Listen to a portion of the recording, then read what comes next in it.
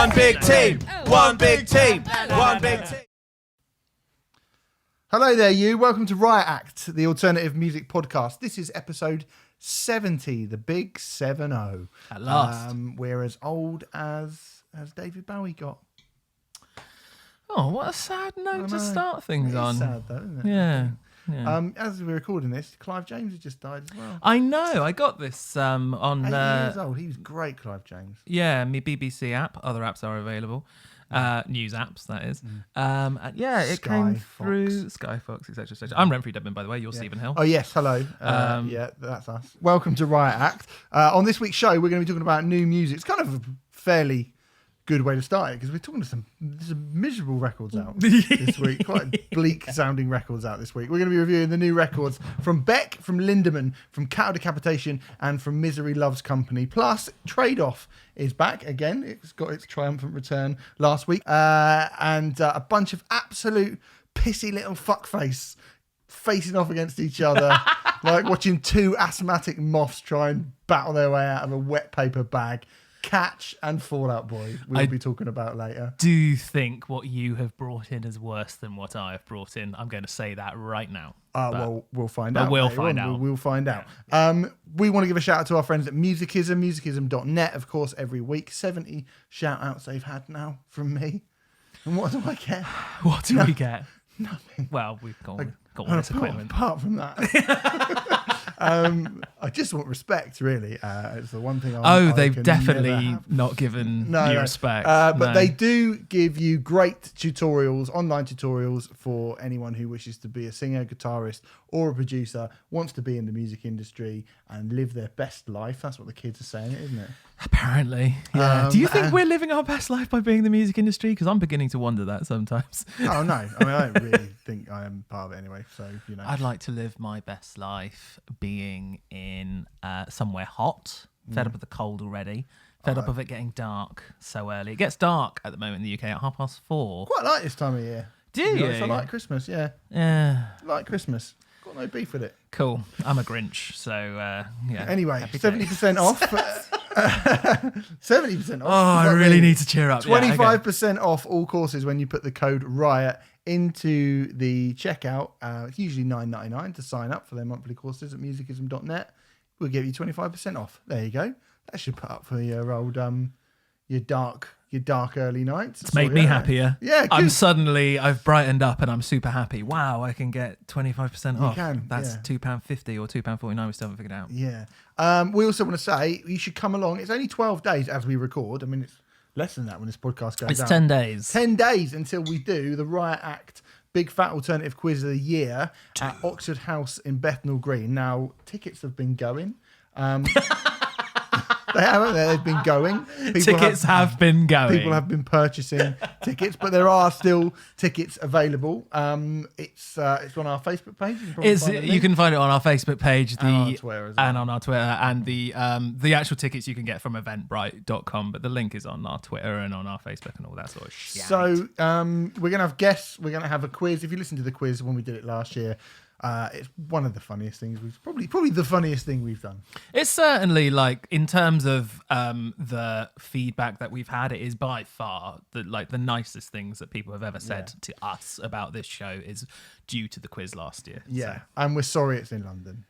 This particular show, unfortunately, most people in bands, they all travel down to do press and stuff in London. Exactly. So, unfortunately, that's why I have to do it. But if it was just me and Renfrey doing the show, we could do that anywhere, and that's probably what we'll do next. We have discussed that briefly, haven't we? Mm-hmm. And it's definitely something that we want to do at some point in the future. So don't worry if you live around the country, and if you live in Australia, you live around the country. You live around the country. You live outside London. Don't worry, we will get to you eventually. But yeah, Big Fat Quiz of the Year, as I said, 9th of December. Come on down. It will be a bloody laugh. Get some mince pies in. Bit of mulled wine. Yeah, we'll get some mince pies. Make it Christmassy. I think it'll be excellent. Mm-hmm. Renfrey, speaking of the good news, so you wanted cheering up, and I can definitely cheer you up. Okay. Because Faith No More, out of nowhere, are back. From out of nowhere. Are back. God, this is epic. Oh. fool for a lifetime you are for doing that joke. I've never been a king for a day either. They're doing three dates have been announced so far. Hellfest. Have you seen the Hellfest lineup? Oh my Shut up. God. Please, can we go to Hellfest? If anyone does anything for Hellfest, please can we go? Yeah, let's go. I love the lineup, but I don't want to go. Because too many clashes. Well, there's too many clashes, and I just don't want to go to any festivals next year. So oh yeah, I forgot. I'm not travelling all the way down to. I don't care. I want to go. You've been before. Yeah, go. I've been 3 times, and it's fucking amazing. But it's still not enough to make me end my festival embargo. No, it's not. It's Faith No More, System of a Down, and Deftones. Oh fuck me, yes please. Yeah, I love it. So it'd be really, really good, and that's just scratching the surface. Oh, very much so. That festival. It's absolutely amazing. But they're doing Hellfest, they're doing Sunstroke Festival in Ireland, and Norway's Tons of Rock Festival. That, I mean, genuinely, without wanting to do the joke again, that did kind of come from completely of nowhere. Could do the joke again. Well, I think I've kind of skirted so hard around not doing it. There's not only one way to say it came from out of nowhere, and I tried really hard to go. It came from a place that could have been was the opposite to somewhere, didn't it? But yeah, I'm quite shocked. And yeah, I'm quite shocked because I'm delighted. Yeah, I'm very happy about it. I mean, I don't think it would have been wrong to... Well, obviously, it would have been wrong to assume that Sol Invictus was the only album they were going to do. Well, actually, we don't know that, do we? What am I saying? My mind's all over the place. What are you talking about? I don't even know what you're talking about. I was just wondering if this means they'd be doing another record or not. I wouldn't be surprised. They don't strike me as the sort of band... I mean, it took a few years to get Sol Invictus after they got back together. That's true. But they were never really a fully... they kind of did a tour, and then they went, that's it.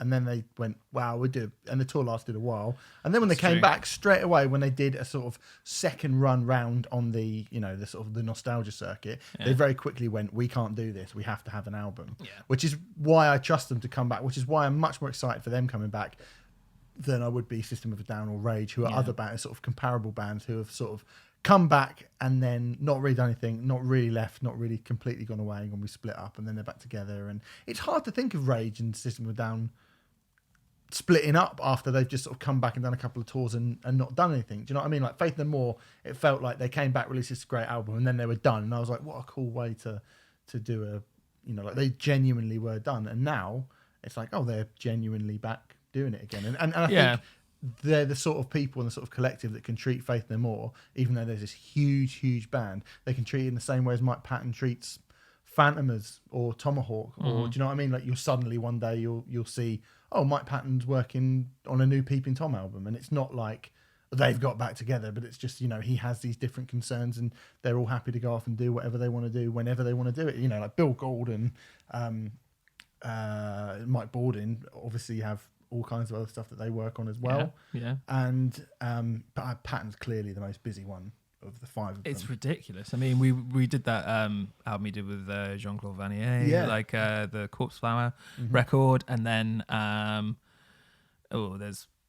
isn't one of his other projects back as well? Mr. Bungle. Of course, fucking hell. How did I forget that? Of course there's Mr. Bungle, although I think that will be, they've quite defiantly said that it's only going to be those dates in but America. They're treating it as whatever they're treating it, I guess. That's how I think Patton's got a really cool way of doing it. It's not no book ever feels, I mean, he did close the book on Faith No More for a long time, but nothing he does ever feels like it's completely closed off, whereas or is done for anything other than for his love of doing it. Do you know what I mean? Like I look at System of a Down and I'm like, you just want the money, don't you? That is the sole reason that you are a band. You don't want to make an album, but you can carry on just kind of doing a lap of the globe every other year and sort of topping up your bank balance, and then you can go do whatever they do. I don't even know what any of them do now, really. Which Patton project would you most like to come back? I've never seen Mr. Bungle, so Mr. Bungle. Mr. Bungle playing California in full would be amazing. What about you? I want Peeping Tom. I would like that, yeah. I think that Peeping Tom record is so good. I think it's so underrated. Is it underrated? Yeah, fuck it. I think fuck it. It's underrated. Like, it's a really, really good album, and I just thought it was a real, like, it's one of those records that like when it was talked about on paper, because he was working with like a few like hip hop artists. It was like I'm not really sure I'm going to be into this. And then I love the entire record. I think it's fantastic. So I'd love to see something with Peeping Tom. Have you heard Lovage? Lovage. Mike Patton and I've forgotten her name. Beth something from I can't remember. Anyway, and I think it's Dan the Automator as well, and that's where they sort of met. And it's basically this kind of like real sort of lounge, like kind of lounge, sexy lounge music. You like it? Oh, wicked! It's Mike Patton and the girl. I feel really bad because I can't remember the girl's name. It's not Beth Gibbons, no. I thought it was for a long time, but it's not. Okay. But it's that's really good as well. Okay, cool. It's quite rare. Lovage. I should check that out. Bonjour's here, and now she's gone again. There's someone on our YouTube channel who, if you want Bonjour watch, somebody is very kindly putting. So if you're just watching us on YouTube because for Bonjour, which I can understand, then somebody gives you the time. You don't even have to watch us. You're kidding. Someone just puts like Bonjour arrives at this point. Oh my god! So you can skip all this shit. She's gone again now. They've gone. Good. So Pete Townsend from The Who has been having a pop at some dead people who you used to be friends with. Who I personally used to be. Or he used to be friends. Oh, sorry. So speaking to Rolling Stone about The Who's upcoming self-titled album, he was asked if he ever gets nostalgic for playing with former members of the band, and he said this: "It's not going to make Who fans very happy, but thank God they're gone." That's what he said about Keith Moon and John Entwistle. He said, because they were fucking difficult to play with. They never ever managed to create bands themselves. I think my musical discipline, my musical efficiency as a rhythm player held the band together. He went on to criticise their abilities. He said, John's bass sound was like a Messiaen organ. Every note, every harmonic was in the sky. When he passed away, and I did the first few shows without him, he was playing with Pino Padalino, who's playing bass for Who now. He was playing without all that stuff. That stuff obviously being the kind of the effects that John Entwistle used to have on his bass. And he said, wow, I have a job. Kind of assume, like, I guess to sort of say, you know, I used to get drowned out by John Entwistle while the Who were playing. With Keith, my job was keeping time because he didn't do that. So when he passed away, it was like, oh, I don't have to keep time anymore. The Who, Roger Daltrey and Pete Townsend have, over the last few years, become quite sort of grumpy sounding, embittered old men. Yeah. It's so not far away from their sort of punk roots and like so far away from what you would... I mean, I think you would kind of look at The Who and assume there's a liberal element to them, My Generation and all that kind of thing, maybe. And it seems like that is probably an incorrect assumption if that were the assumption. Yeah, exactly. Go on. But I mean, that's fine. I mean, I think, you know... Well, that's allowed, yeah, totally. It's allowed. But this is the first time where I've seen something where I've like, that just feels... really kind of mean-spirited and distasteful and kind of a shitty thing to say. Was this a written transcript or was it a video? It was in Rolling Stone. Right, written transcript, okay. So, you know... Because when you first started quoting from it, I thought it could have been said in quite a jovial, like, oh, those bozos. Yeah, kind of I thing. thought that. And then as it goes on, it's like, oh no, you're actually getting quite...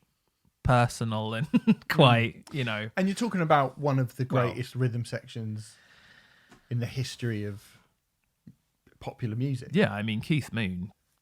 Keith Moon is not a you know, quote unquote good drummer. He's not got a style which is technically great. Do you know what I mean? Like, I don't think he ever would have made a session musician for like a pop star or something. You know, you have to be like right in the pocket on the button, have a very kind of... You can see why someone would go, oh my God, Keith Moon, he's very difficult to keep up with.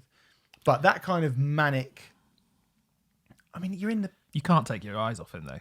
Yeah. And there's a lot of session musicians. I mean, you know, this is nothing against session musicians at all. But, you know, a lot of session musicians, purposefully, you're meant to keep your eyes off them because, you know, you're meant to be focusing on whoever they're playing with, you know. And he had that... Oh, I don't want to call it an X Factor. Well, he had that aura about him. And he also had... I mean, even just listening to the records... Yeah. I think you can tell that's Keith Moon drumming. Yes, I totally agree. And I think kind of to downplay such a unique style, which like the Who are a fucking were a raucous rock band. Yes. Like, let's not sort of downplay what you were. You know what I mean? Like, Keith Moon was not just had his own style, it was a style that was perfectly suited to the music that the Who were making for, I would say the first 2/3 of their career, maybe the first half of their career, at least the first half of their career. Yeah. Keith Moon was perfectly suited to it. When you get into some of the more, kind of artsy stuff, then yes, you could probably you could have at least have the discussion that maybe Keith Moon wasn't ideally suited to that stuff. But to downplay Keith Moon's sort of role in the Who, I think feels really mean-spirited. I cannot understand what his problem with John Entwistle is. I mean, like I say, I think the Who's rhythm section is such a fucking great rhythm section. I would argue it's... so this might come as a surprise. I don't really know. The Who, I've never really got on with The Who. I've always wanted to. Primarily, I've wanted to get on with them. This is so fucking sad. Primarily, I've wanted to get on with them because they're Eddie Vedder's favourite band. Yeah. Which is ridiculously sad. But I've never really got on with them. But if you were... they're my dad's favourite band, so I love the Jam and the Who. I have a kind of... You grew up with connection with with my dad. No, fair enough. They're his two favourite bands. So I fucking love the Who. But if someone were to ask me what's your favourite thing about the Who, I would have said the rhythm section. Yeah, I think I would as well. So yeah, I mean, I think John Entwistle is so just spectacularly underrated. I think if you were to take away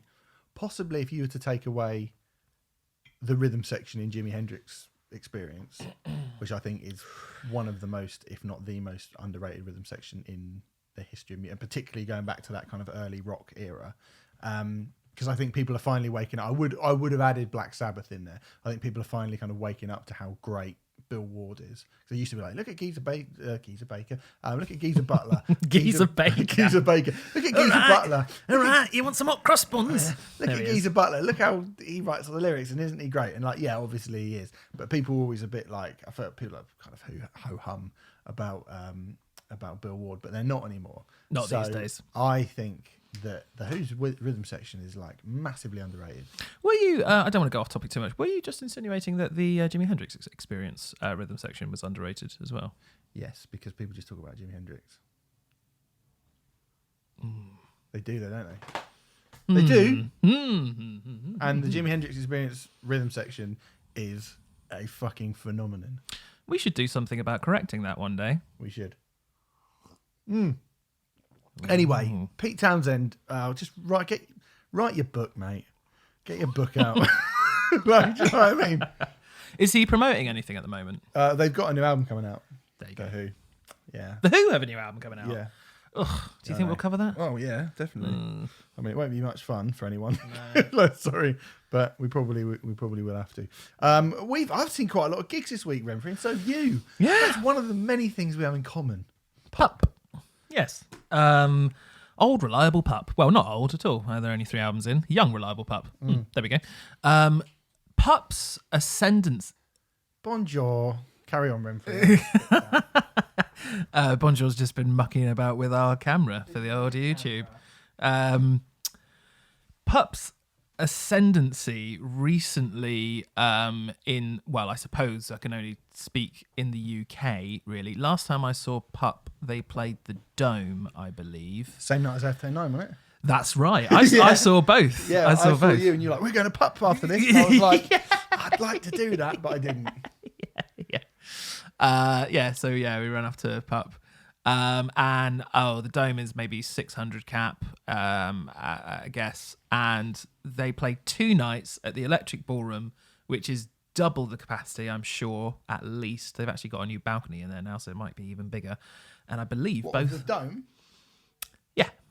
I think it's 1,200 now, at least. Is it? Yeah. And there is a new balcony, which I think will probably make it more like 1,400.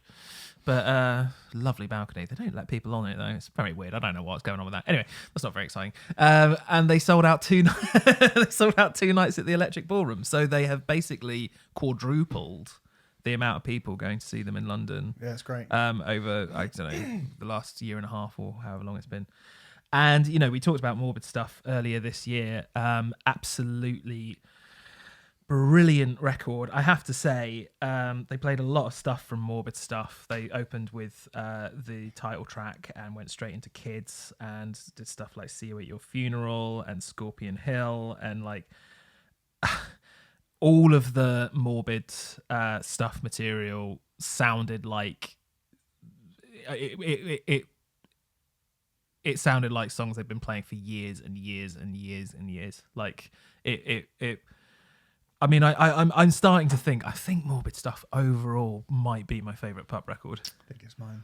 Yeah, we'll see how. Because the last one made my top 20 albums of the year.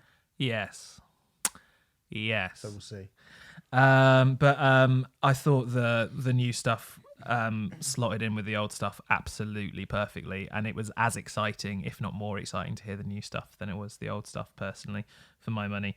Obviously, you know, doing a song like If This Tour Doesn't Kill Me, Then I Will kind of thing towards the end, absolute, like the whole place went off and it just felt like everyone was singing every single line back. And it's just so nice and so encouraging when you see a band, you know, definitely a band playing live.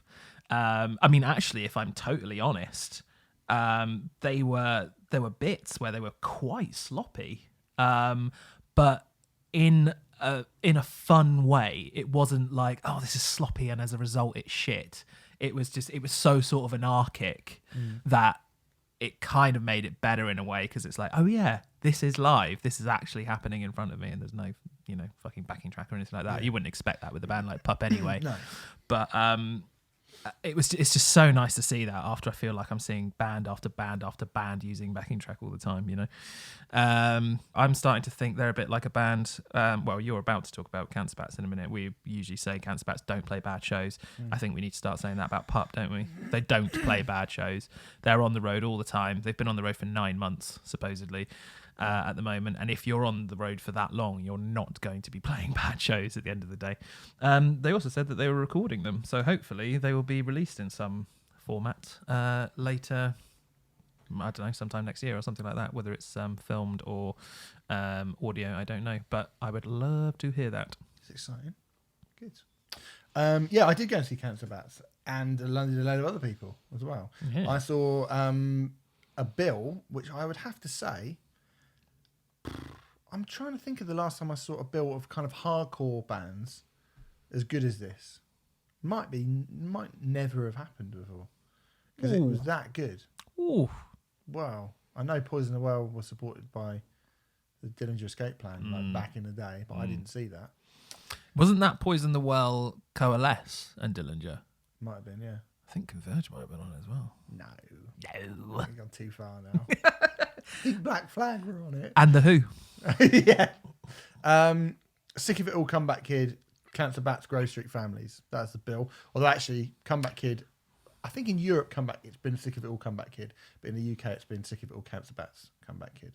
So Grove Street Families went on first. For those of you not familiar with Grove Street Families, they are a very... They're Grand Theft Auto, the band. Yeah, they are, aren't they? Do you not like them? Nope. Do you not? Nope. Okay, fair enough. I like them. I think they're silly. You know, they're a hardcore band. They're a hate breedy style mosh fucking loving that hardcore life. Yeah. They were fairly enjoyable, like openers. I thought pretty cool. Got a lot of energy, which I think is what you need when you're faced with a very empty big room, especially like a hardcore show with a big room with about. Was it at Brixton Academy? No. It was at the Electric in Brixton. Ah. Yes. And the balcony was shut as well, which is a shame because you can. That's why I got one of the best balconies in any venue I've been to. Yeah, it's lovely. I remember seeing the Melvins there and getting a really good spot on a balcony, just like it's good. I saw Pixies at Electric Brixton. Did you? Fucking hell! Yeah, that was. Yeah. That used to be the closest venue to where I lived. You've been to my old house. Yes, yeah, it was. So this doesn't. I don't know if this is interesting to people. Probably not interesting at all. But I was saying it to you. Really, I'll carry on with the review, shall I? So, Ghost Keep Families were fine. Comeback Kid. I thought, like quite a good. By the end, they had a bit of a crowd, and it looked like they were getting people's attention. It's just limbering up for what was to come, I think, was for the vibe for Grove Street Families. Comeback Kid, I've never been a massive fan of Comeback Kid. No, neither have I. But I think they're very, very good live. Right. I would be lying if I said, they stole the show or were even really much of a, I personally sort of watched them and was like, yeah, man, that was cool. Like, they were really good, but I know what's about to happen. So I didn't think they never hit the heights of the two other bands who are two of the most consistently brilliant live bands ever.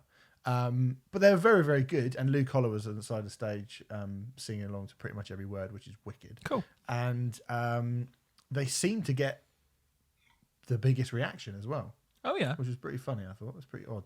Cancer Bats were great, but they were quite different to how they usually are.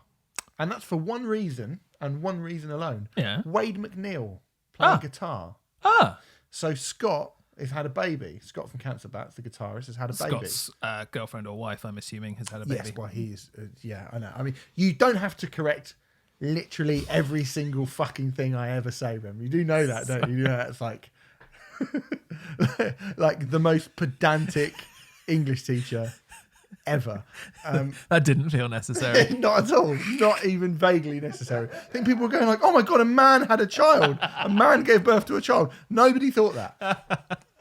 Anyway. Well, it happened in that documentary, Junior. Did you ever see that? I have sensitive nipples. I want my Larry. Good. So that's done.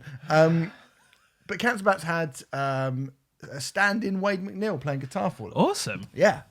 And it was a pretty typical Cancer Bats show from, in terms of set list, in terms of the way they behaved, in terms of all that stuff.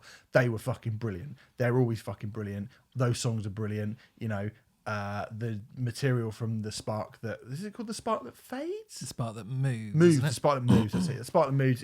Stuff like Gatekeeper has just slotted instantly into that band's back catalogue. It's fucking great. Such an underrated record. Yeah, it's a great record. I listened to it like on the way there actually, and I was like, this is really great. I hadn't listened to it for a little while. I think it had a massive old Cancer Bats binge like on the days leading up to it. I occasionally do. A sad one that suffered from the surprise release thing, I think. But anyway, yeah, that's another thing. But they were great, and they did everything right. But Wade McNeil, the thing I used with Cancer Bats is Scott's guitar. He's got that kind of Thin Lizzy played like their guitar riffs are like rubble, like falling rubble. Do you know what I mean? Everything just kind of like just is loud and bleeds out and is like really kind of. I don't want to use the word sloppy because I don't mean sloppy, but like lax. Do you know what I mean? Like, yes, I do. I don't mean that in a kind of like he can't play or he's too lazy to play, but I just mean his style is, even though they're big riffs, even though they're proper like metally hardcore riffs, they're big like hulking, almost kind of stoner punk riffs. Yes, but they're really kind of there's a looseness to it, without it being sloppy. Yeah. Wade McNeil turned those riffs into like choppy type Metallica riffs. Oh, like it was really cool to see. I'm not saying one is better than the other, because it was, but it was just very, very noticeable that Wade brought like a proper like sort of like da da da dan da da da dan, like really like cut stuff off like in raps. Like properly cut it off, and he was playing a flying V and he was going like full Hetfield, and I was like, yeah, this sounds great. Like Cancer Bats kind of tauter and tighter and sort of thrashier actually sounds really awesome. So cool. Cancer Bats, as you said just before we started this review, don't do bad shows. Nope. And you could pretty much put that was a 9, that was a 9, that was a 10, that was a 10, that was a 10, that was a 9, that was a 10, that was a 9, that was a 9. Do you know what I mean? That's the sort of, if you go through every Cancer Bats show you've ever seen, you sort of go, they're kind of all the same. They're all just great. This one had that, which made it a bit different. That's cool. That kind of makes me annoyed that I didn't get to see it in a way. But yeah. It's great. But nobody was going to be better than Sick of It All, who were fucking absolutely fucking great. I couldn't help myself but actually go. When I started playing Step Down, I did actually go into the middle of the floor and get in a mosh pit and a circle pit and start like fucking wheeling my hands around. And my legs are my calves are so tight.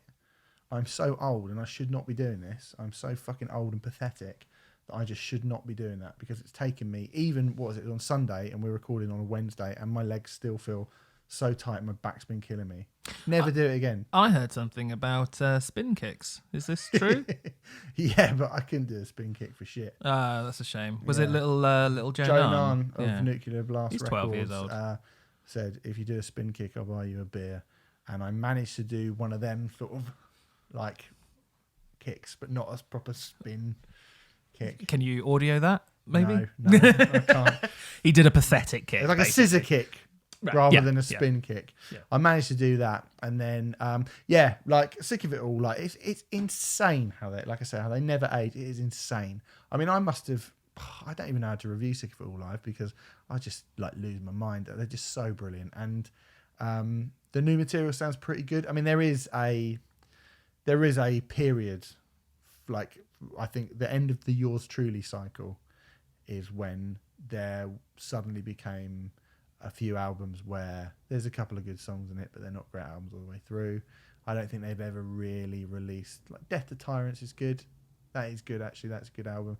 We reviewed Year of the Dragon, didn't we? Yeah, I think Year of the Dragon is... I thought it was quite good. Pretty good. Yeah, it's quite good. It's pretty good, but they've got like 4 or 5 just absolute fucking insanely amazing records. They are the best hardcore band. Straight up hardcore band. New York hardcore. They're the best hardcore band ever. I'd like you to give me one of their classics on Trade Off one day. I bet you would. Oh, got a bit carry on, didn't it? Okay. But yeah, amazing. Always amazing. Sick of It All. Lovely stuff. Do you want me to talk about a band who are exactly the same as Sick of It All? Ghost at Wembley Arena. Yeah, I thought about going to this and then I just didn't. It's not a great story, but pick it up from there. Well, we all missed you. We actually had a minute's silence in your absence. Like, well, Stephen Hill.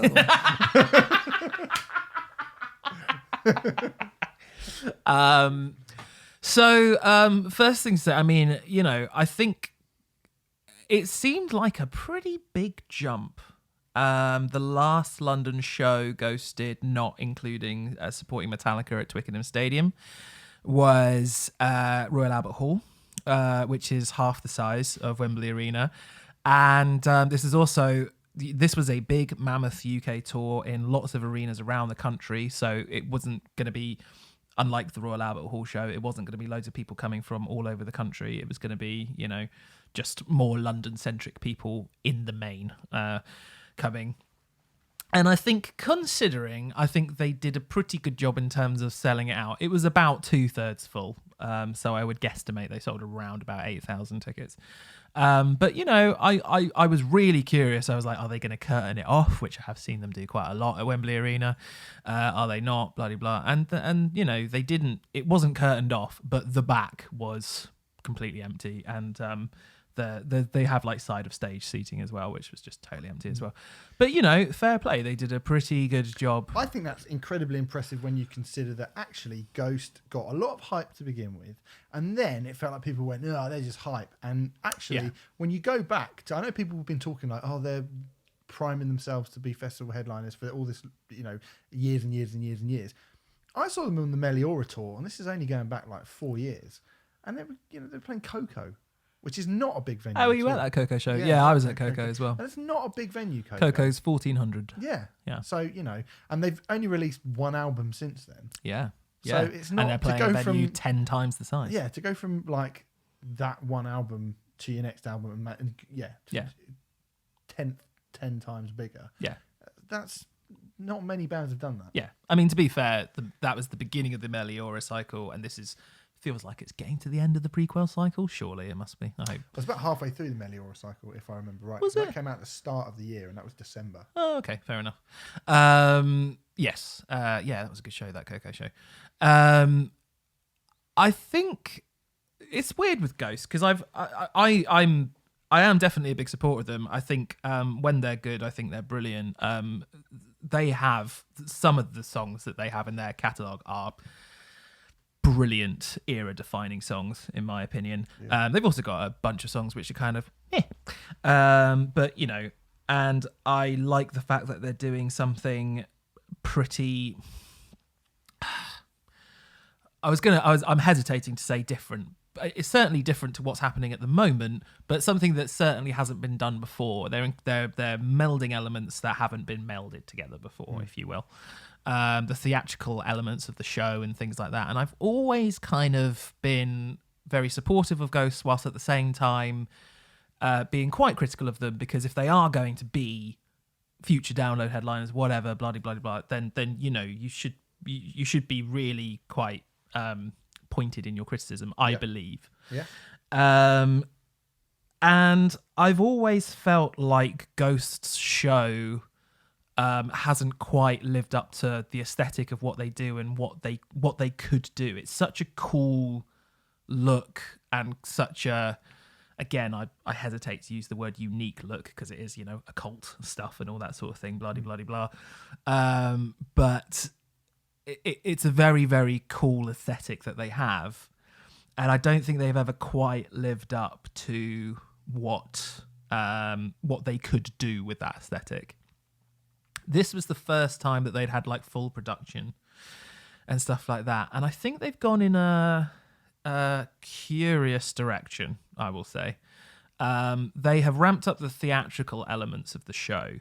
And the more kind of, you know the YouTube chronicles, if you will, that they've had with like Sister Imperator and all that. This kind of like storyline that they've had going behind prequel, which has this weird kind of almost Carry-On-esque humor, which sometimes hits and sometimes doesn't. Yeah. It feels like they're trying to play that up a lot more, and the lore of it, kind of in a baby metal way, if you will, actually. If you think of like the Fox God and all that kind of stuff, with Ghost, it's, you know, Cardinal Copia and the Puppers and Sister Imperator and all that kind of thing. But to be honest with you, I thought that it was a lot of Emperor's New Clothes, really. Just in the sense that there was an awful lot of pissing about. It felt like to me at the Wembley show, and it was quite disappointing because there was a lot of times where I really felt like you should just be playing a song now, and you know, instead Cardinal Copia was coming on a tricycle, and it was kind of had this sound effect going over it. It was rusty wheels coming on, and it was comedic because they weren't quite syncing up the you know, so he's going forward and then the rusty wheels comes on like half a second later, and that was like comedy, you know. Or there's two no,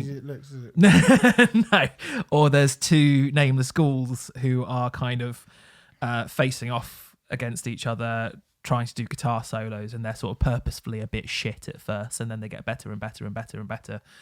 But you know, that takes up sort of 7-8 minutes of the show. And when they didn't play a lot of their I mean, they dropped Monstrance Clock. Really? They've been ending on that for years. Yep. Yeah.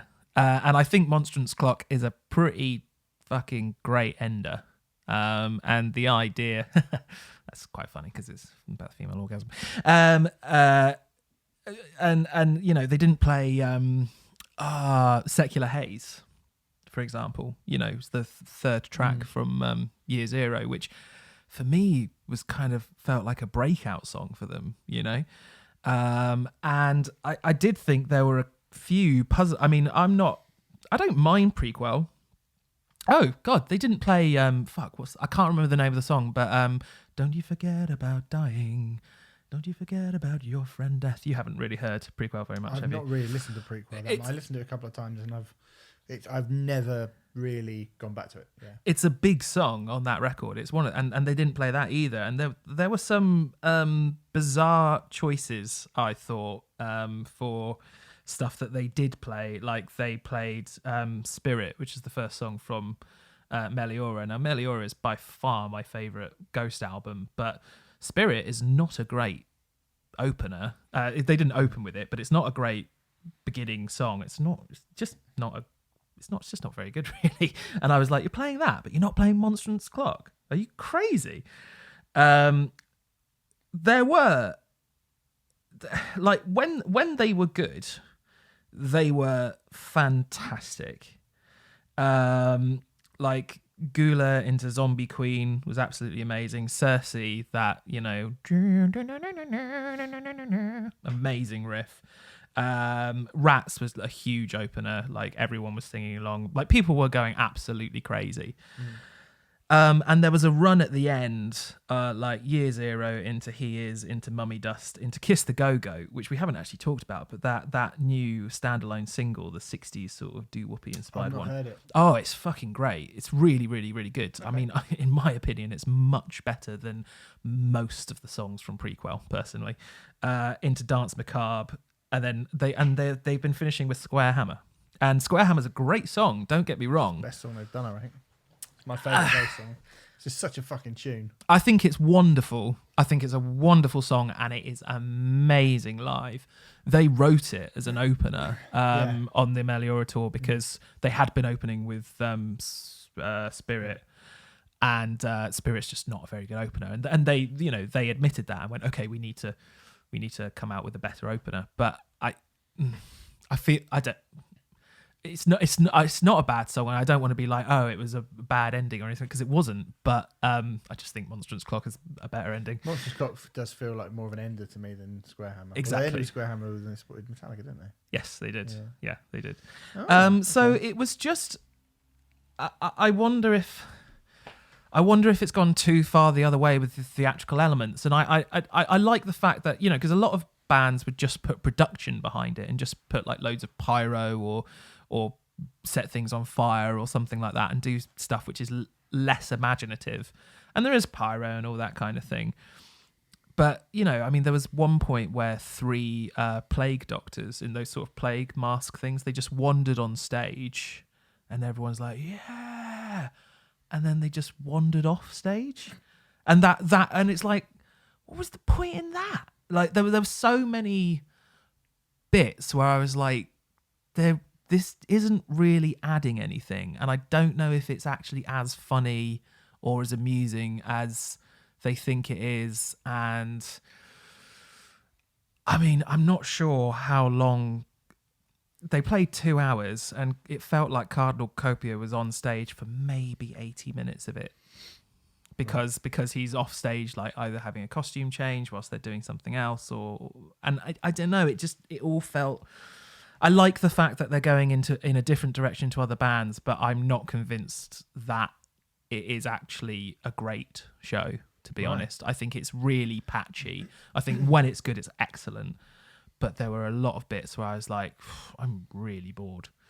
Jesus. Yeah, it was a shame because I've got a lot of time for Ghosts and I think they're great. And of all those bands, we said it a lot. They're easily, I think, our joint favourites. Yeah, I was weird. I mean, like I said, I'm not even listening. I'm really not really listening to Prequel, and I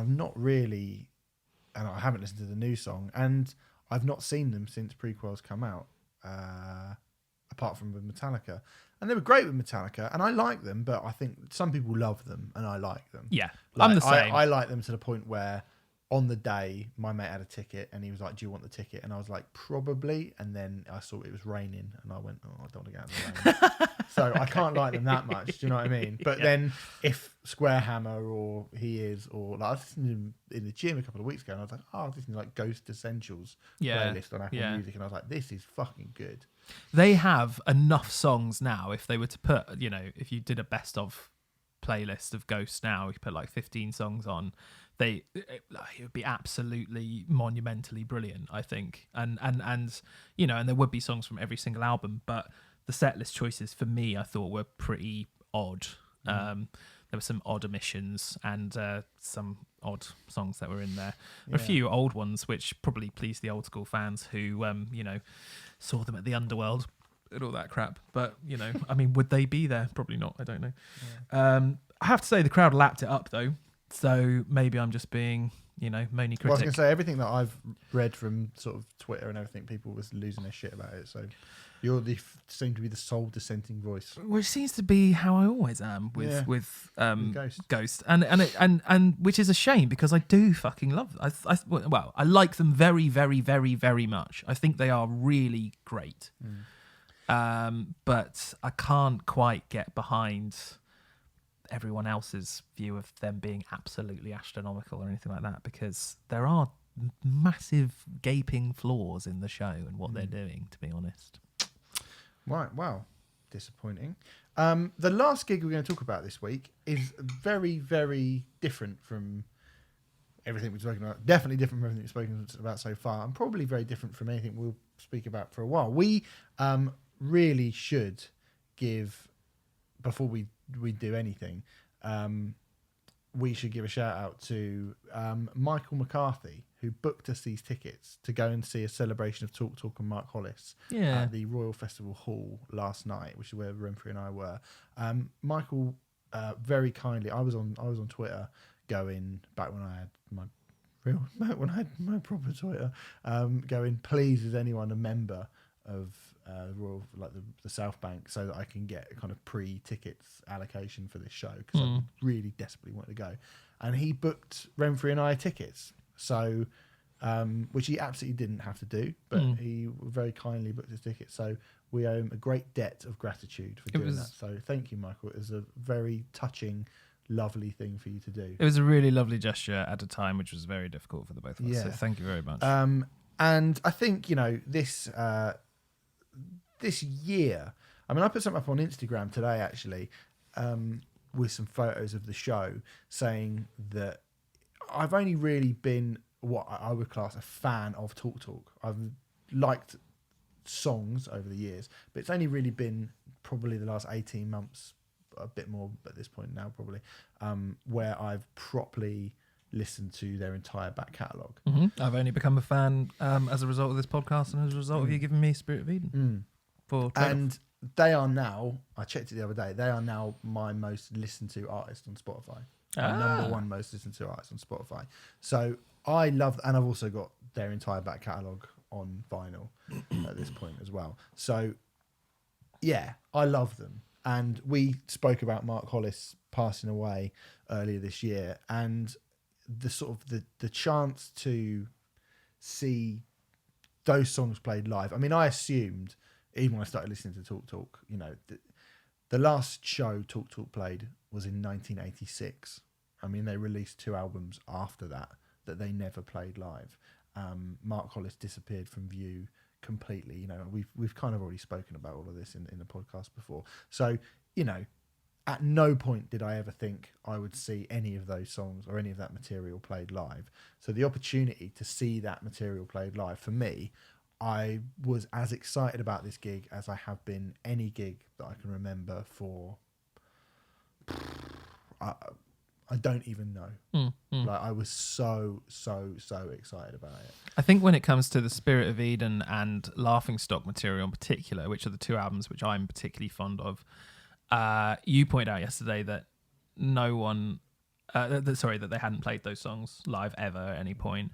And when you listen to them as well, they feel so sort of free form, and so they feel like they're being improvised on the spot. I mean, they're clearly not. Well, they were and they weren't. Yeah. Whether, but like, you do kind of wonder, like, how would that translate live as well? So I was really curious from that point of view of, like, how do you put these songs in a live format, and how will they work, and how will they come across, and all that sort of stuff. Definitely. I mean, I think that was kind of certainly, I mean, my personal favourite still remains Colour of Spring, which I think is the kind of the point between those two worlds. I like the Duran Durans and the Spandau Ballets of this world, but then I also like the kind of more esoteric and challenging progressive material that was released in post post material that was released as well. But Spirit of Eden kind of nicely sits in the middle for me, so I really, really love it. But it was I don't really know where to start with this Renfrew, because it feels quite it would feel quite mean of us, I think, to come on here and treat this and try and review it like a usual gig. Yeah, because it wasn't a usual gig. Yeah. Just from the point of view, we said this on the way back to Waterloo Station. We usually, when we see bands, we're seeing bands who are playing night after night after night on tour. This is like a one-off with musicians playing, in some cases, material they've never played before. In other cases, material that they haven't played for years and years and years and years. You know, there were members of. I mean, that's the thing they said about Spirit of Eden and Laughing Stock. That material, there were people who were on that stage last night who helped to create that material, who actually played it, who obviously. You know, I think they said there was I think it was one of the guitarists that said he's not played guitar for like 15 years or something. Yeah. And he's coming on to play this show, and it's the first like live show he's done in like 19 or 19 years or something, which is absolutely insane. So yes, treating a band of kind of people that once played together in the late 80s and some kind of extra session musicians to play these incredibly intricate, very, very challenging, difficult songs that have never been performed live by anyone ever. Certainly not anyone who, I mean, you know, I think we'll talk about Turin Breaks in a little bit, but Turin Breaks have covered Talk Talk, but you know, they're not Talk Talk. This is the closest anyone will have ever got to seeing something approaching like maybe what it would have been like to witness those two records played live by people who create it. Yes. So that's very exciting, but it also means it's very difficult for us to sit here and kind of analytically pick it apart in the same way as you just did with Ghost. Yeah, you're. I mean, I don't want to be. To put it a little bit more harshly, there were points where it was a bit sloppy. But then it would feel wrong to complain about that, given the circumstances, I suppose, is fair to say. So I've got the little bit of paper here that's got all of because there were a lot of guests, and I didn't know all of them. It started off with My Brightest Diamond, who is an artist that I'm not familiar with. Neither am I. She's got a good voice. She's got a great voice. And she kicked it off. But I have to say, at that point, early on, I think both of us looked at each other and went, oh dear. Yeah. I was a little bit like, oh God, how long is this show again? It was about 2.5 hours. She looked like she'd been frozen in time in 1984 and they just thawed her out. And like she looked so 80s, which obviously is completely and utterly appropriate for the show. But it wasn't to my tastes, the things that she was doing. I think she has a great voice as well, but again, her voice wasn't really to my taste. I was a bit like, yeah. And it's hard because so I think they started. It was Happiness is Easy, which is from Colour of Spring, which is a song that I fucking love, and I sort of found myself there. And she got the girl from 07 on there as well, Sophie Barker, I believe her name is,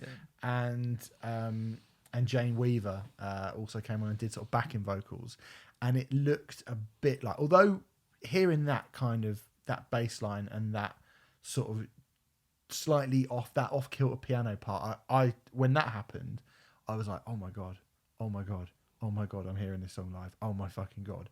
And I've recently watched you can see it on YouTube actually, and I'll probably reference it a lot during this review, but Talk Talk live in Montreux 1986, they headlined the Montreux Jazz Festival, and you can watch it on YouTube if you are interested in Talk Talk and you want to see them again, you know, one of their last sort of live performances, and it is all material from those first 3 records.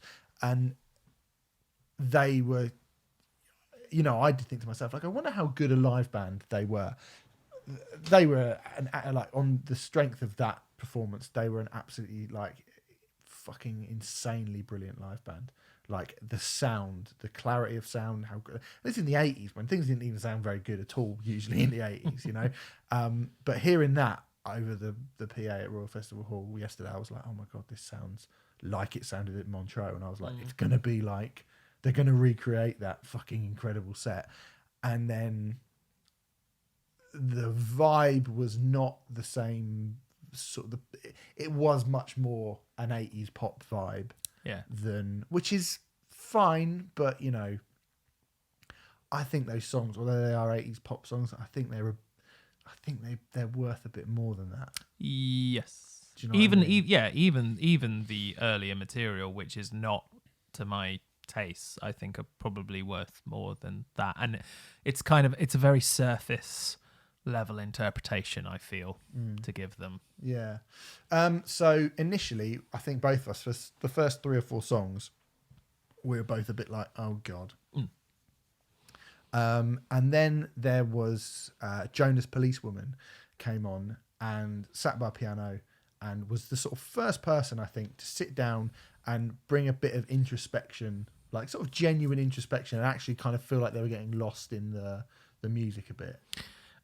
The molecules in the room changed. Yeah. Like the air changed, everything changed. It was just like, I mean, well, it was the highlight. Her first performance was the highlight of the entire thing, wasn't it? It was absolutely, it was magical. It was really, really incredible. But it went on a run. It went on a run from there because it sort of started with a lot of, with a bit of the kind of, not early, but sort of mid sort of paced material or the mid-era material, and then we had that, and then Orlando Weeks, who was in the Maccabees, and Hayden Thorpe, who's in Wild Beasts. I think back to back they did I Believe in You and Wealth, and when they were going into that whole kind of, when they sort of touched on the Spirit of Eden, Laughing Stock material, and then they went, you know, I can't remember who came on after that. We don't have a set list or anything in front of us, so this is just purely by memory. It was fucking great. Yeah, you know, really genuinely fucking great, because we'd had like I said, the girl from Hot Chip came, the guy Alexis from Hot Chip had come on. I don't rate Hot Chip anyway, and he looked really awkward. And then didn't do anything for me. 07 lady came back on, and again it was a bit kind of wedding singer. And it wasn't until the band started going through that latter period material where it just felt like it just got quieter, didn't it? And it just got kind of, and there was a point towards the end of the first half where I was just like, this is the greatest thing I've ever seen. This is like unbelievable. You know, I was just on tenterhooks. Just couldn't believe what I was seeing.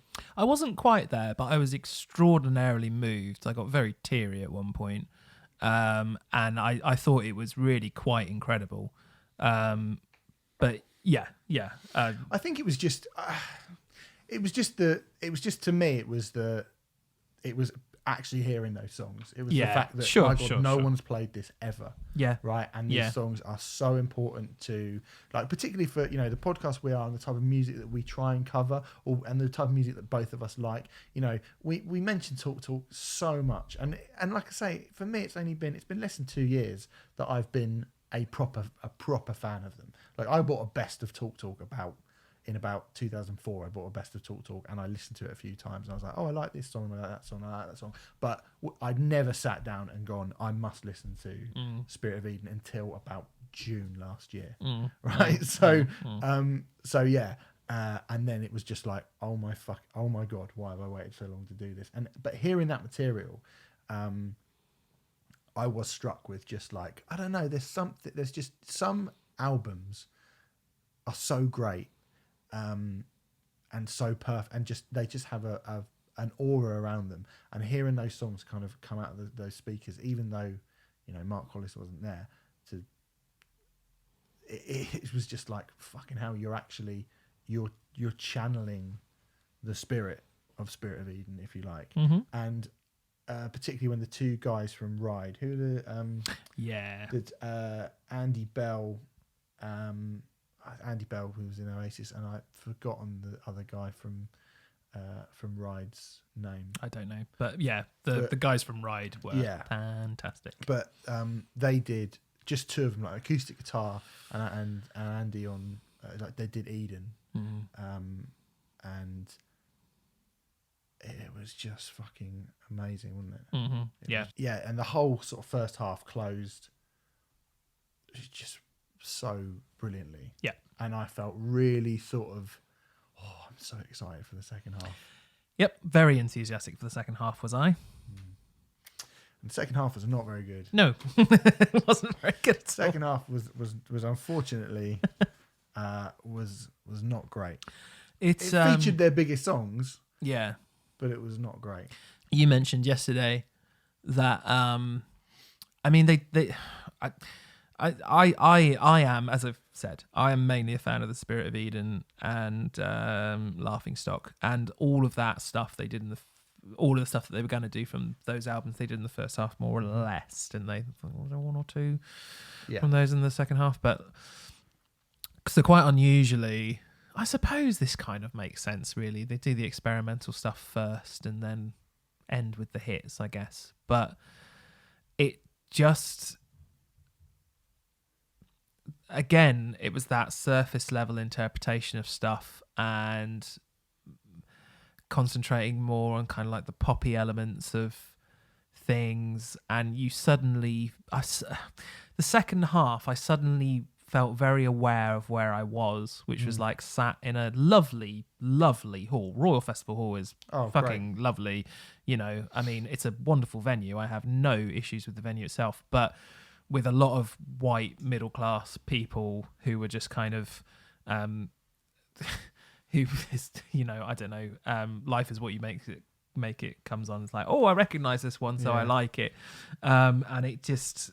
I don't know. I mean, call me. I suppose I am just giving away how kind of.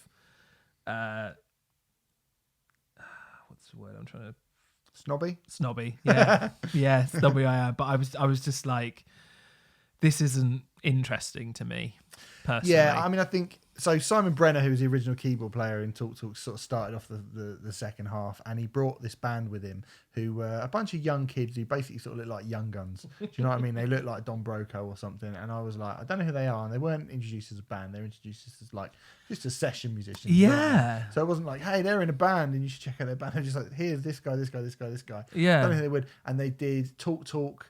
They did The Party's Over, and they did something else as well, and it was sort of those 80s pop songs reimagined as 2010s pop songs, like kind of like I say, it was almost like watching, you know, Def Havana or someone doing a Talk Talk cover, and it was like, this is not great. Do you think it was that bad? Or are you just saying that because they were really young? No. I'm Def Havana it was it was kind of bland, that very, very polished, bland, quite formulaic top man rock. That's what it was. Yeah. But you know, those songs played like that. It was played with guitar, and it was, you know, if it had been recorded, you know, it didn't sound like. It sounded like they tried to modernise it, and yes, fine, but they kind of modernised it into something very bland, I thought. Well, I suppose my favourite thing about and the reason why I prefer the latter two albums to the first three is because they sound and feel so timeless. So to take material, I guess they weren't taking the timeless material, but to take material which has a sort of timeless bent to it and then try and modernise it by putting loads of things which are sort of suitable or are going to date it to 2019 just felt wrong. Yeah. It certainly doesn't feel like, I mean, you know, I don't want to be like, oh, I knew Mark Hollis and he wouldn't have liked that, but it doesn't feel like the sort of thing that Hollis would have wanted. More suitable, I would say, would have been Turin Breaks doing a cover of Ascension Day from Laughing Stock, which I thought was fucking excellent and close to being one of the highlights of the evening, which I did not think I would say about Turin Breaks at all, but they were excellent. I turned to you after Turin Breaks finished, and I was like, if you had told me that Turin Breaks were going to be one of the highlights of this evening, I would have laughed in your face, kind of thing. But Turin Breaks were fantastic, weren't they? Really, really. They were good, excellent, and they came on. I mean, obviously, it's the band was the Spirit of Talk Talk band, who are made up of 4 members of Talk Talk. They just left and just let Turin Breaks basically came on, did a little mini kind of Talk Talk tribute set, and the idea of that, I was like, oh come on, man, just get the fucking actual band who played the stuff, and but they were really good. Turin Breaks, really, really very good. Like the British Dave Matthews Band, Turin Breaks. Yeah, I mean, didn't really sound like it then, but fine. And then we got to kind of close up. We got Tim Burgess from the Charlatans. I think the low point of the night for me was the biggest. Such a shame. It was such a shame that they gave Tim Burgess such a good song, and B, he made bloody Serge Tankian in it Download look like fucking Jason Butler. Like Tim Burgess did not want to be there at all. I was just like, why are you here? He by far got the largest cheer from the crowd as well. He's the most high profile person so that was there. From the Charlatans, if you're not aware. And he sort of ambled on in a boiler suit, and he had one hand in his pocket like the whole time that he was performing. Just sort of looked like he didn't really know the words. Again, doing that kind of karaoke, looking at the words in front of you thing. Yeah. He was shit. He was fucking dreadful, diabolical. Yeah. And again, James Policewoman and Alexis from Hot Chip came on and did "It's My Life," which is one of their sort of biggest songs, and they.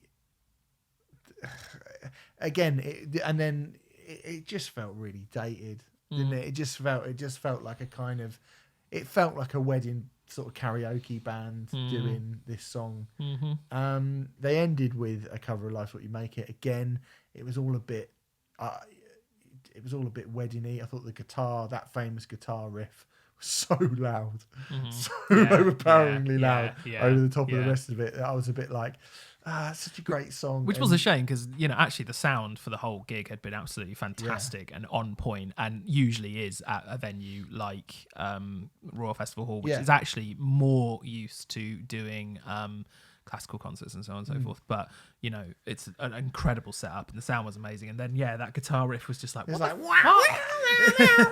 Like just from nowhere, it's like, wow, what are you doing? Yeah. And and again, it was a bit kind of wedding bandy, and it made me what it made me realise is that these concerts are great to pay tribute to someone, great to sort of hear this material that you never thought you'd hear, and that's amazing.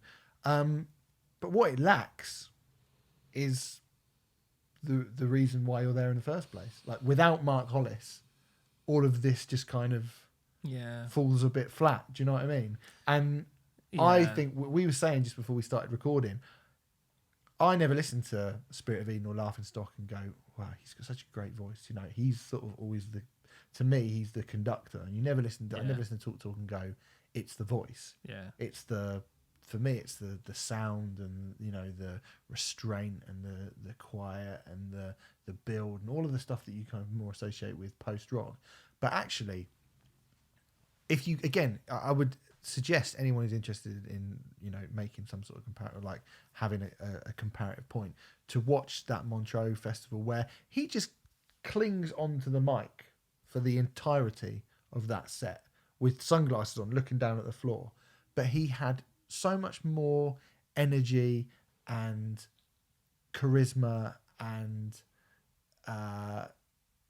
just a command of people than anyone who was on the stage last night. Pretty much anyone who was on the stage last night. I know obviously it's his songs, but without him, without his voice, without the tone of his voice, without the sort of the seriousness and the commitment that he gives to those songs, which that's the difference. A level of commitment that gives it a feeling of authenticity that just without it, they're just pop songs. Do you know what I mean?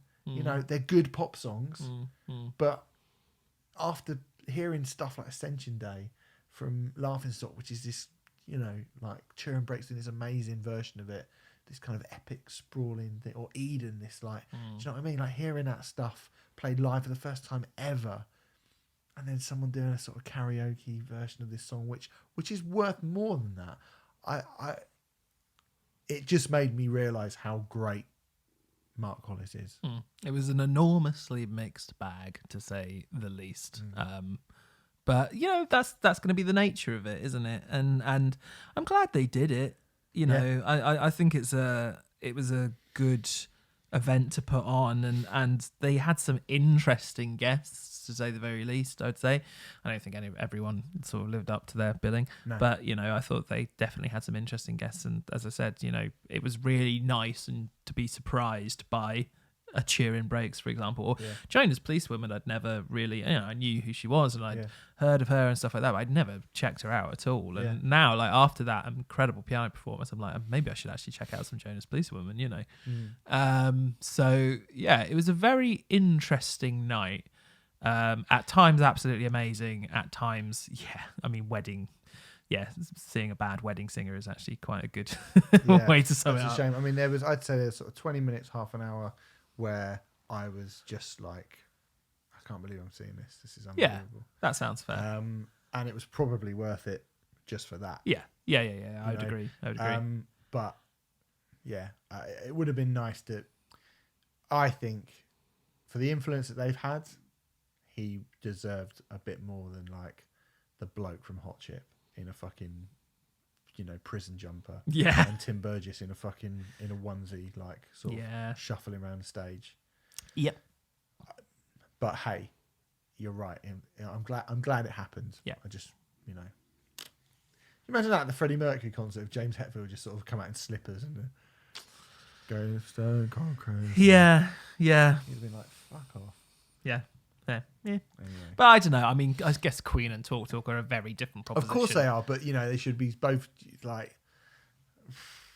I wasn't. I didn't want Jamie Jaster to come out. Do you know? What I mean? No. Yeah. I know what you mean. I think there was just there was only a few people. There was only a couple of people. Like the guy from Wild Beasts. I've forgotten his name off the top of my head again. Guy from Wild Beasts. Yeah, he had it. Yeah, he was good. I think although the guy from the Maccabees was a bit awkward, I thought at least he's got the same timbre to his voice as Mark Hollis, and but that was more about the music. I think the difference is like Queen. There's an obvious showmanship. The Talk showmanship is nowhere near as obvious, and you could misinterpret them as having no showmanship at all, and so therefore shuffling on with your hands in your pockets is absolutely fine, but it actually isn't. There's actually a kind of more esoteric sort of showmanship that you need to commit to. Yeah. Watch that Montreux Festival set. It's fucking great. Anyway, all right, let's do some reviews and start with Beck Renfrey, Hyperspace. It's the Hyperspace album by Beck Hansen. I don't want to do it in an American accent because he's American. He's the slacker alt rock icon, isn't he, Beck? Yeah. There's still no need for the American accent, but that's fine. Wow, it's a bit of fun for everyone. Hopefully they enjoyed that. The follow-up to 2017's highly successful Colours album from 2017. Oh, I like Beck. Yeah. Oh, I like Beck. Yeah, big time. Favorite Beck album? I'm not super au fait with Beck, so I'm going to have to say Mellow Gold. Yeah.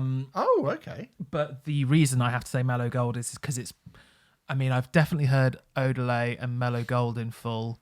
I don't know, and Hyperspace, obviously, or Hyperspace. I don't think I've heard any other Beck albums in full. Midnight Vultures for the win, by the way. Right. Controversial opinion. When Beck tried to go like Prince. Oh, right. Fucking okay. Excellent. Excellent record. He is certainly a chameleonic. Cool. Chameleonic? Mm-hmm. Definitely mispronounced that. A bit like Nemenenorian. Yeah. Like incredibly versatile, chameleonic singer-songwriter dude. He is. Who I have an awful lot of respect for, but I've never properly gone in on him because I feel like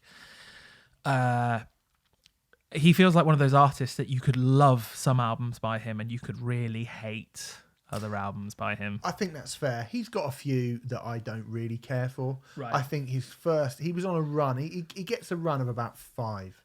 I think, where everything's like bang, bang, bang, bang. This is so fucking great. Okay. And then he hits like, I would probably have to go back to some of the kind of mid-noughties Beck stuff, I reckon, because it was a lot more, when he went a bit more lo-fi, a bit more acoustic-y, it was all a bit more chilled. And then he's kind of found a groove of being like a bit more of a pop star, and quite a good one at that as well. Do you know what I mean? Like some of the songs on Colours, the last record, are, modern pop. It was Grammy nominated, wasn't it? It was Grammy nominated. Well, he Or did he win?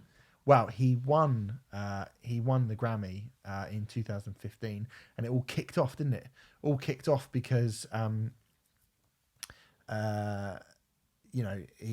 beat Beyonce, and Kanye West tried to get up on stage and have a duke it out with him, didn't he?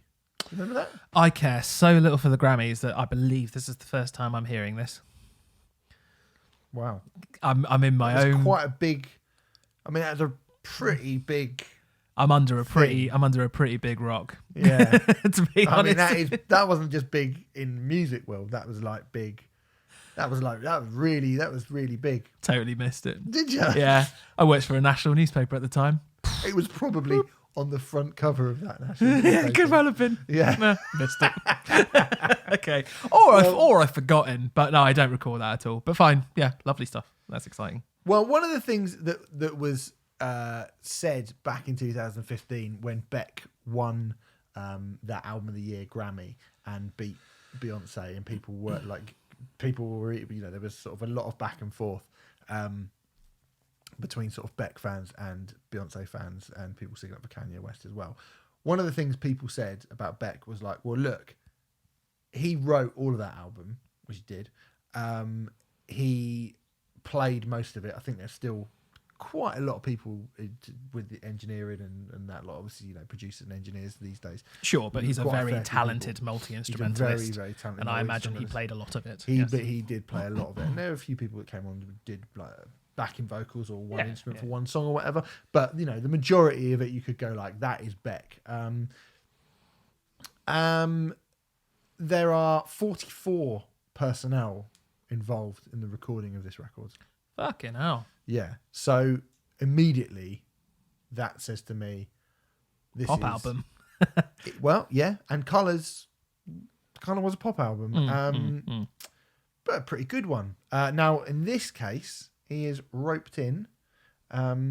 He's roped in the multi-talented Pharrell Williams, Remfry. Are you reading that, or is that something that you think of Pharrell Williams, multi-talented? Well, listen, right.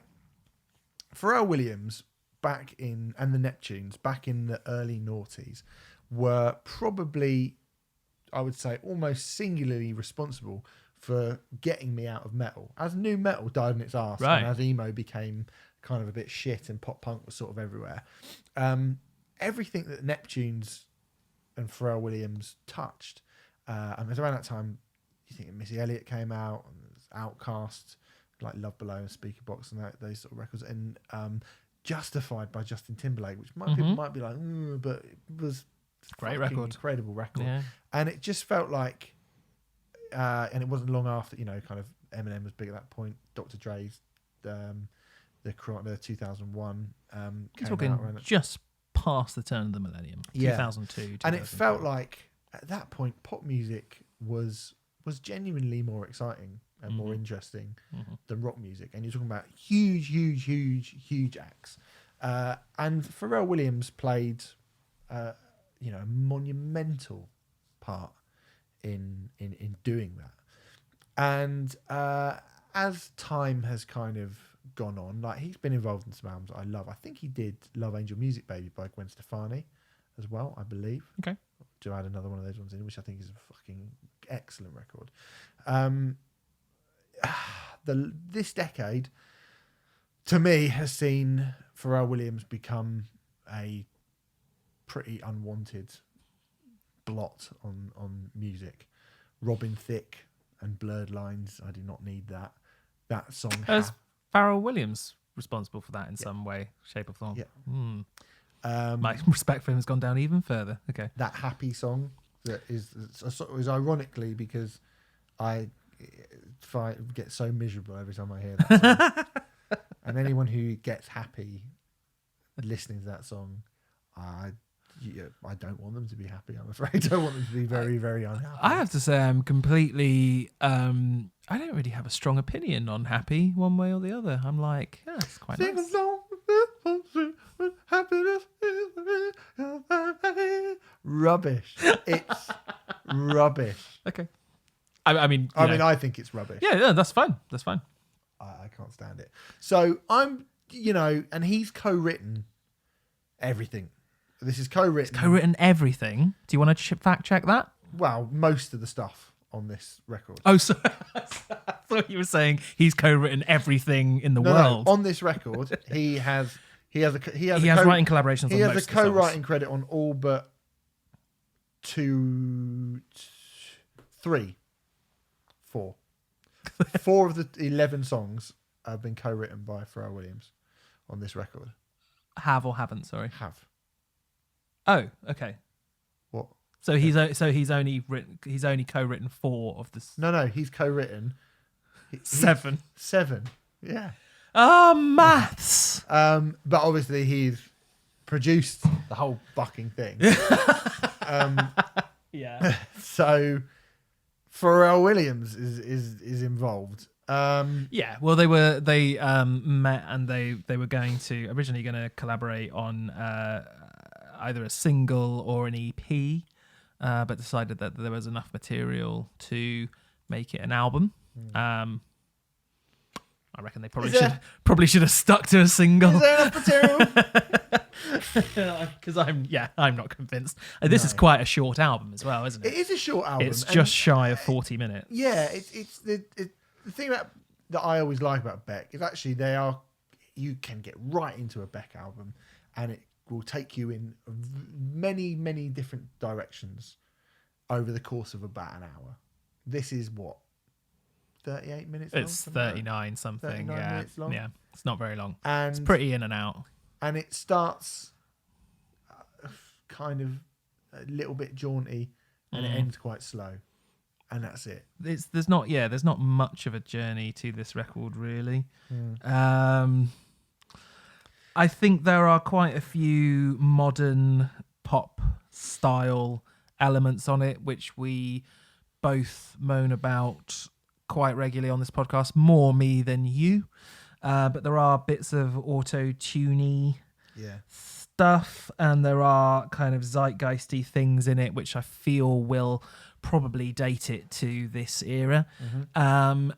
One thing I will say, I feel like they are incorporated in a classier way than a lot of other stuff that I hear, but it is a very backhanded compliment because I do hate what they're using. Yeah, I mean, for the most part. It's I think zeitgeisty is the right word. It's very, very zeitgeisty. I find the first... Lots of 80s synths. Lots of 80s synth, but kind of done now, which... Exactly. It's kind of...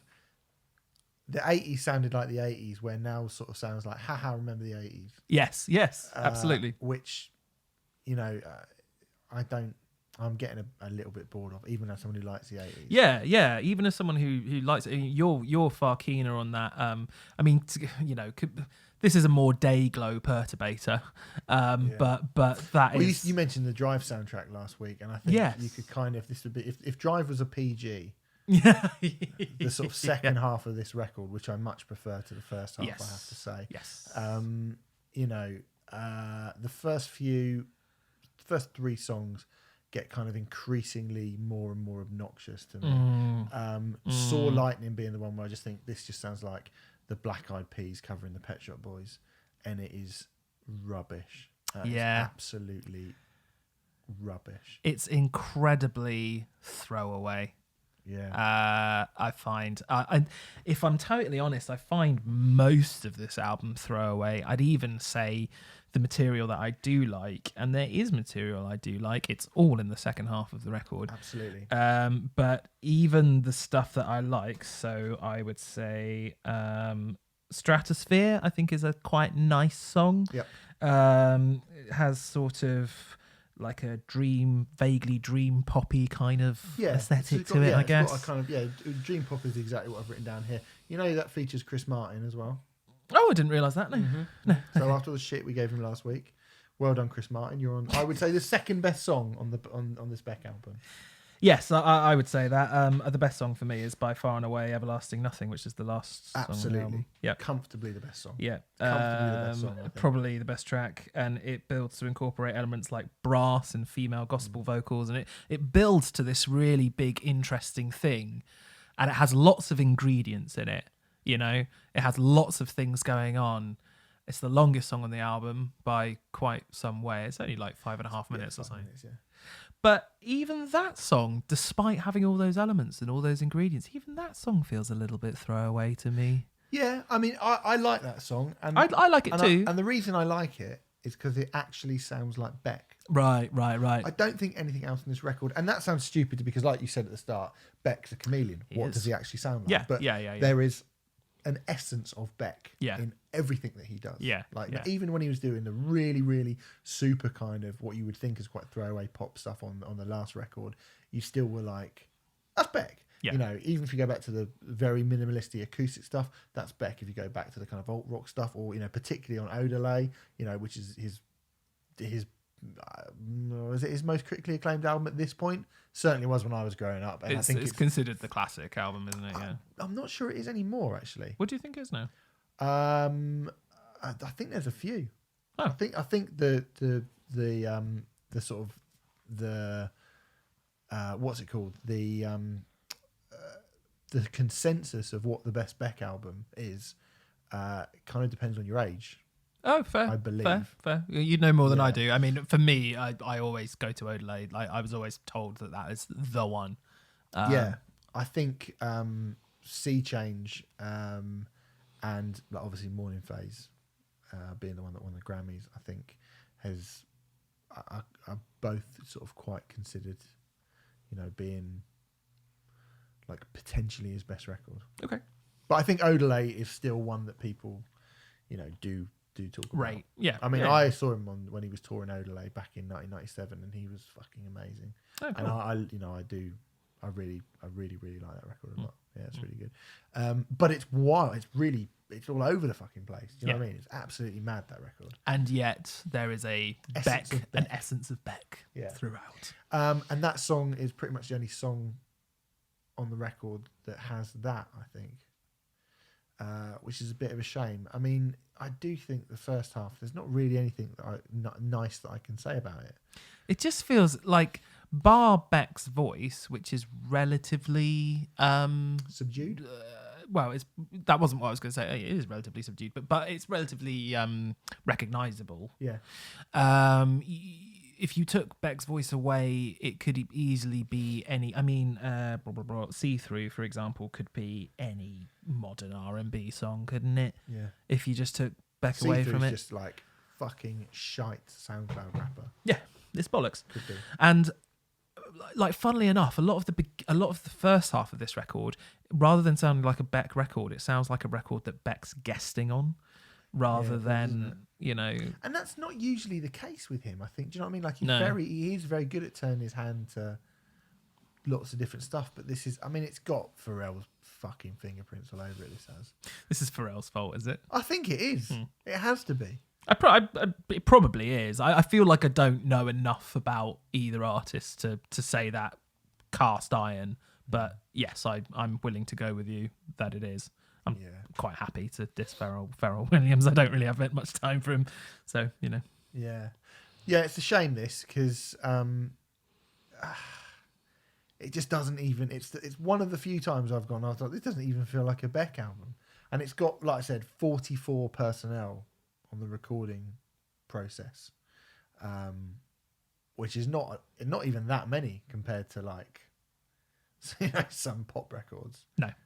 So but for Beck, it feels like, for someone who is so single-minded in their artistic vision, and who has spent their career being so sure about what it is that they want to do, this album feels like a bit of a compromise. it feels like a bit of a loose thing. Do you know what I mean? Yeah, I'm just going to go back to that throwaway word. It just feels really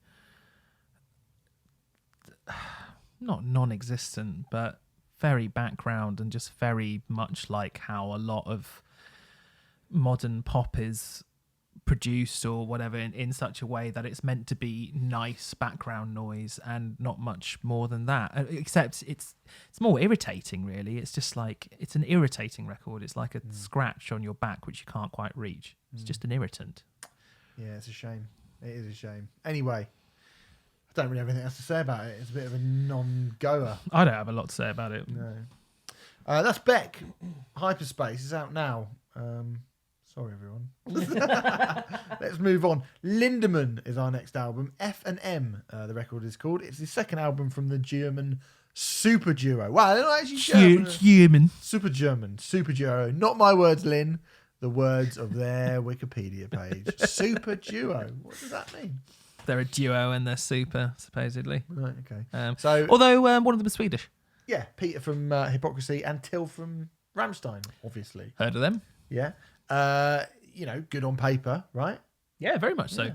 Peter's also in a band called Pain. Pain, that's it. Which I believe is more like what this project is like, I believe. Yeah. I've heard Hypocrisy, but I have not heard Pain, so I can't I think I have vouch heard for that. Pain, and I don't think they're very good.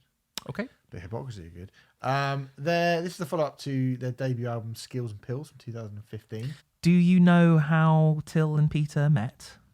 No. They were introduced in a pub in Sweden, I believe Stockholm, by members of Clawfinger. No. Yes. God. That is the second best way a band got together that we'll mention this week. Because there's one coming up later about how a band got together, which is brilliant. But cool. Okay, so yeah, their second record, F&M.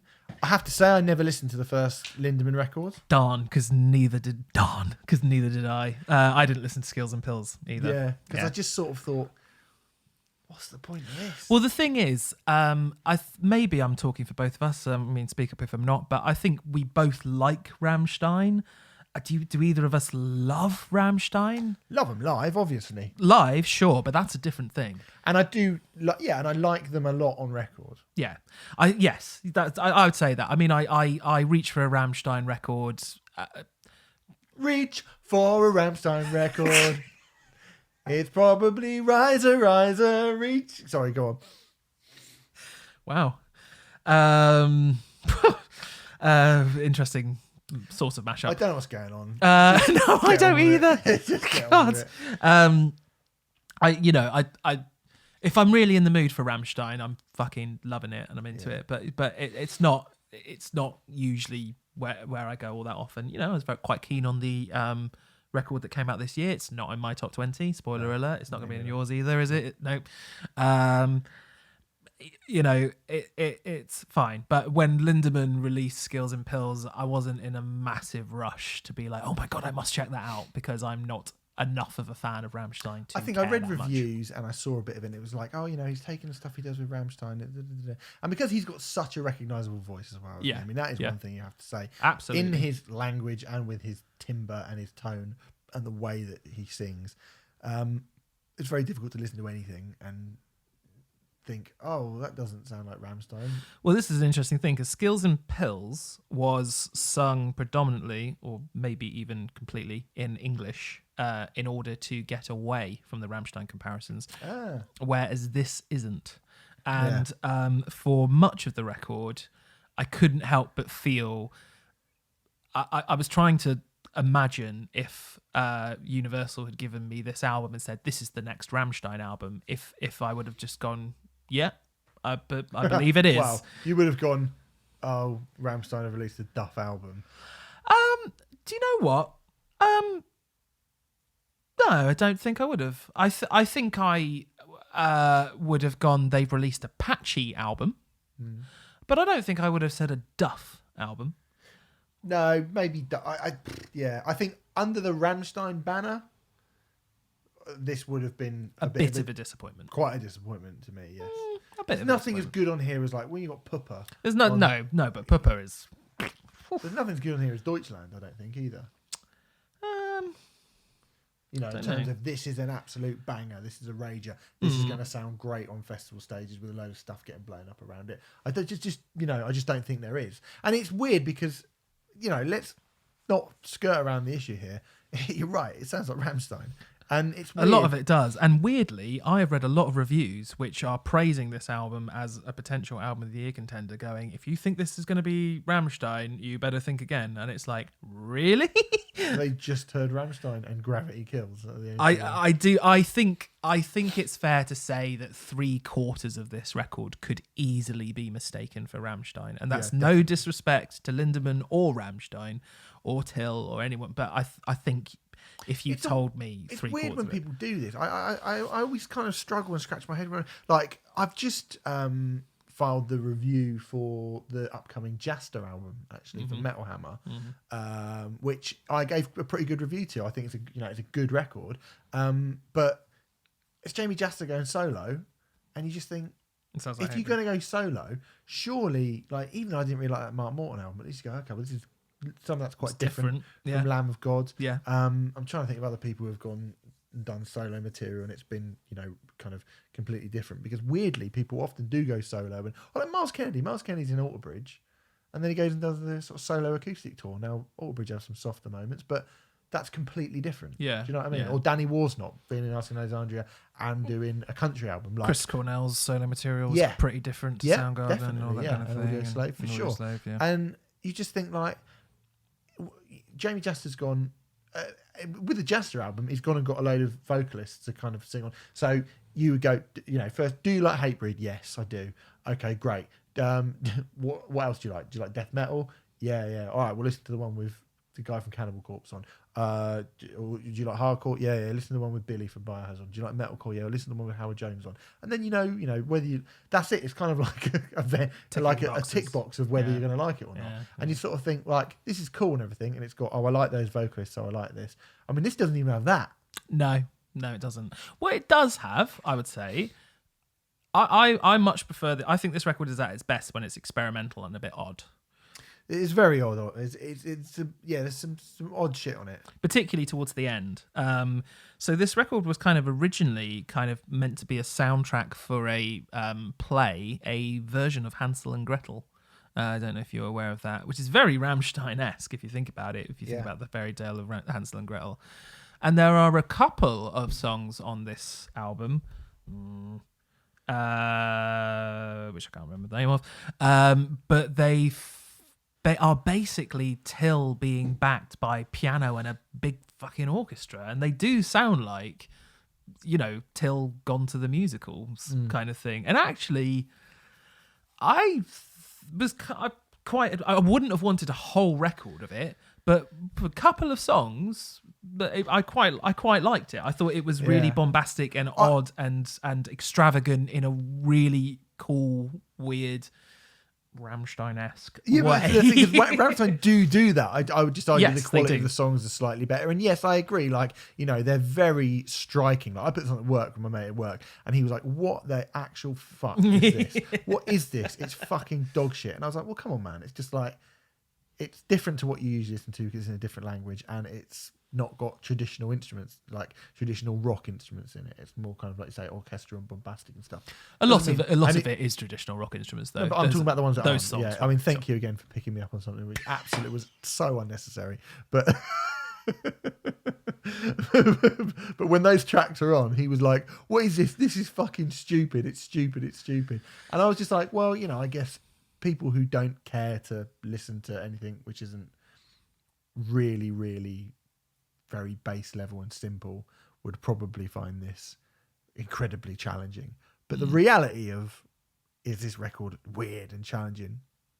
Not really. Not compared to a lot of the stuff that we talk about. If we put this record next to Swans, no, this is not a challenging record. But I would argue the same of Rammstein. Even.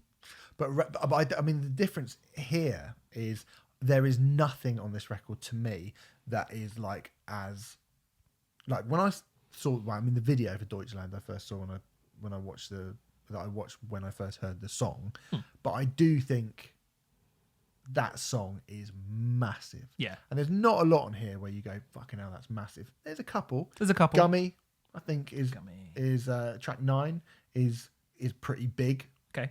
Odd, but big. Nebel as well, I quite like. Love Nebel and his gag. Yeah. Starts with an acoustic guitar until sort of crooning over an acoustic guitar. And then about 2 minutes 30 in, the like distorted guitars just burst through, and the dynamic between the two, a bit of an odd comparison, but it's a little bit like that dynamic between on that Pup song, If This Tour Doesn't Kill Me, Then I Will. It's odd comparison. It is an odd comparison, but yeah, I see what you're saying. You see what I mean. I find it very, very strange. I think I just find it strange that this is, we've waited, how many fucking years we waited for a Rammstein album? Like 9 years? About 9 or 10, yeah. 9 or 10 years? Yeah. And then a few months later, this comes out. Yeah. It's like, you should have waited like a year, maybe? Yeah, weirdly, despite it taking so long for that Rammstein record to come out, I don't really feel like I need another one yet. Straight afterwards. No. Yeah, and I think if you'd have if Rammstein had toured the album for a couple of years and then gone away, and then this had come out and it had come into the to us, and we'd been like, oh, what? It's Till Lindemann from Rammstein, but it was only 4 months ago that we were reviewing the Rammstein album. Yeah, I can't argue with that. Definitely not. I'm a bit like, well, I've got a Rammstein album to listen to. But is it right to judge an album because the timing of it coming out is not good? I'm not judging it because of the timing of the album, but I'm just saying that like it's a weird thing to do when you're in this massive fucking huge band. Like the timing is undoubtedly it would be like odd. Like if a Foo Fighters album came out and then Taylor Hawkins and the Coattail Riders or whatever, they came out like a few months later, and it would be like, no one's going to listen to that. They're just not going to like that. It'd be very, very unlikely that you would.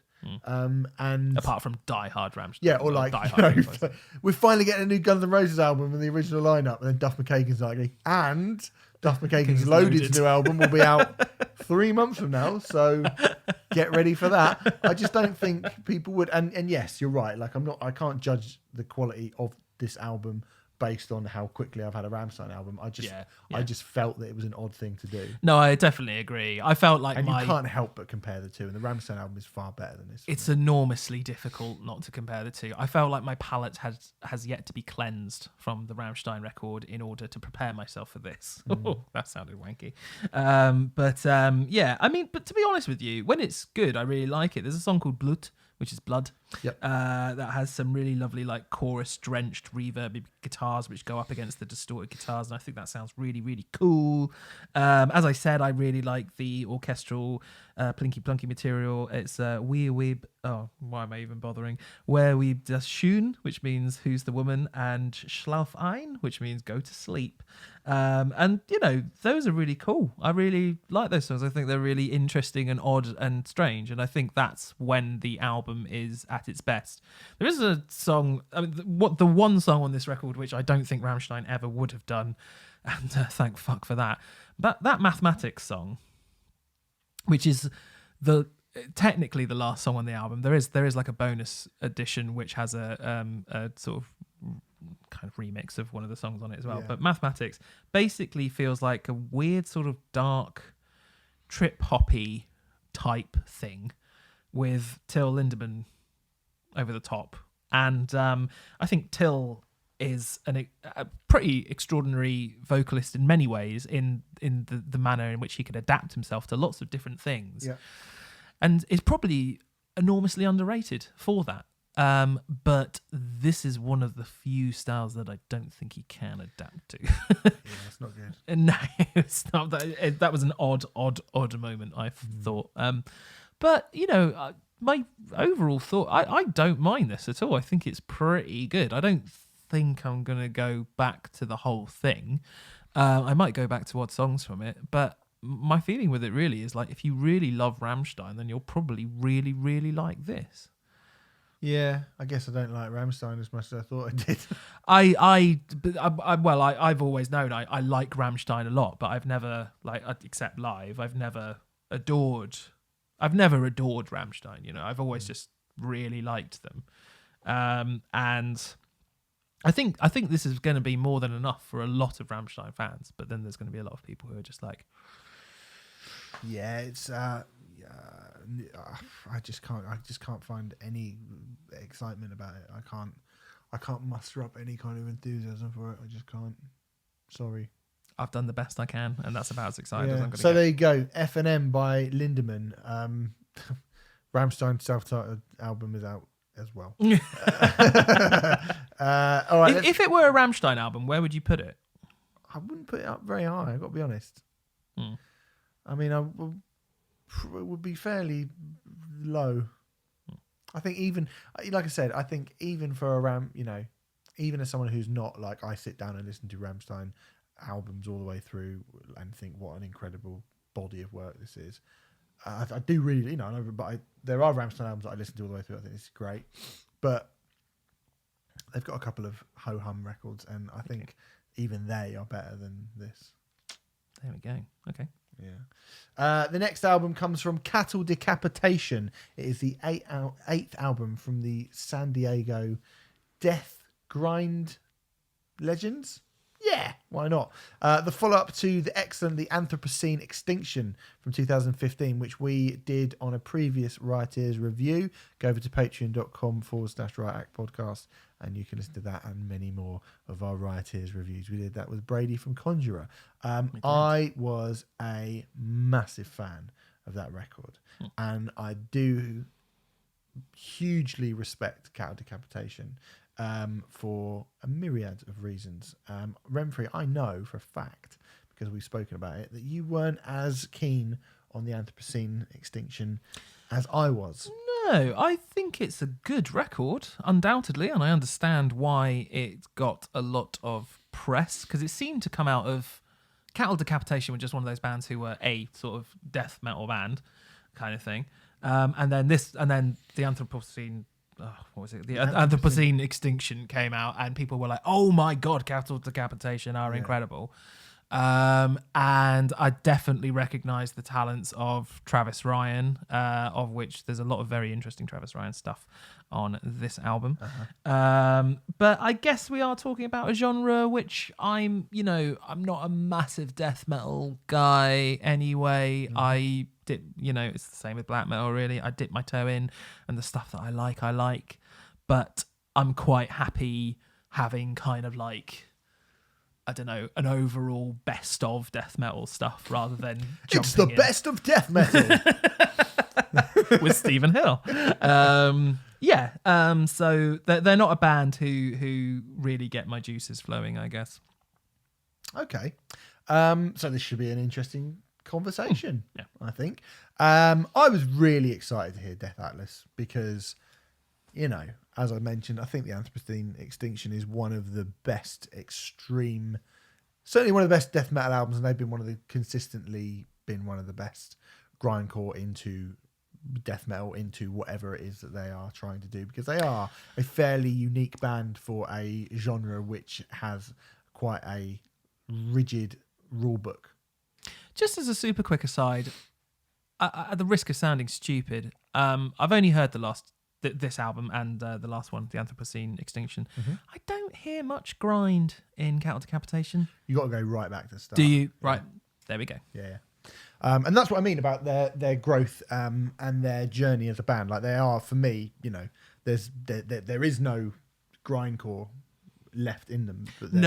But I don't feel like there is anymore. No, but there was. Okay. And and so I've actually quite enjoyed seeing that, and a lot of my favourite, one of my Napalm Death, that have quite a similar sort of career trajectory, although they did it a lot quicker, going from kind of warp speed grindcore. Carcass, another band who do that. I feel like some of the very, very best bands in extreme music do go from grind, in Napalm's Death case, from grind to death metal to back again.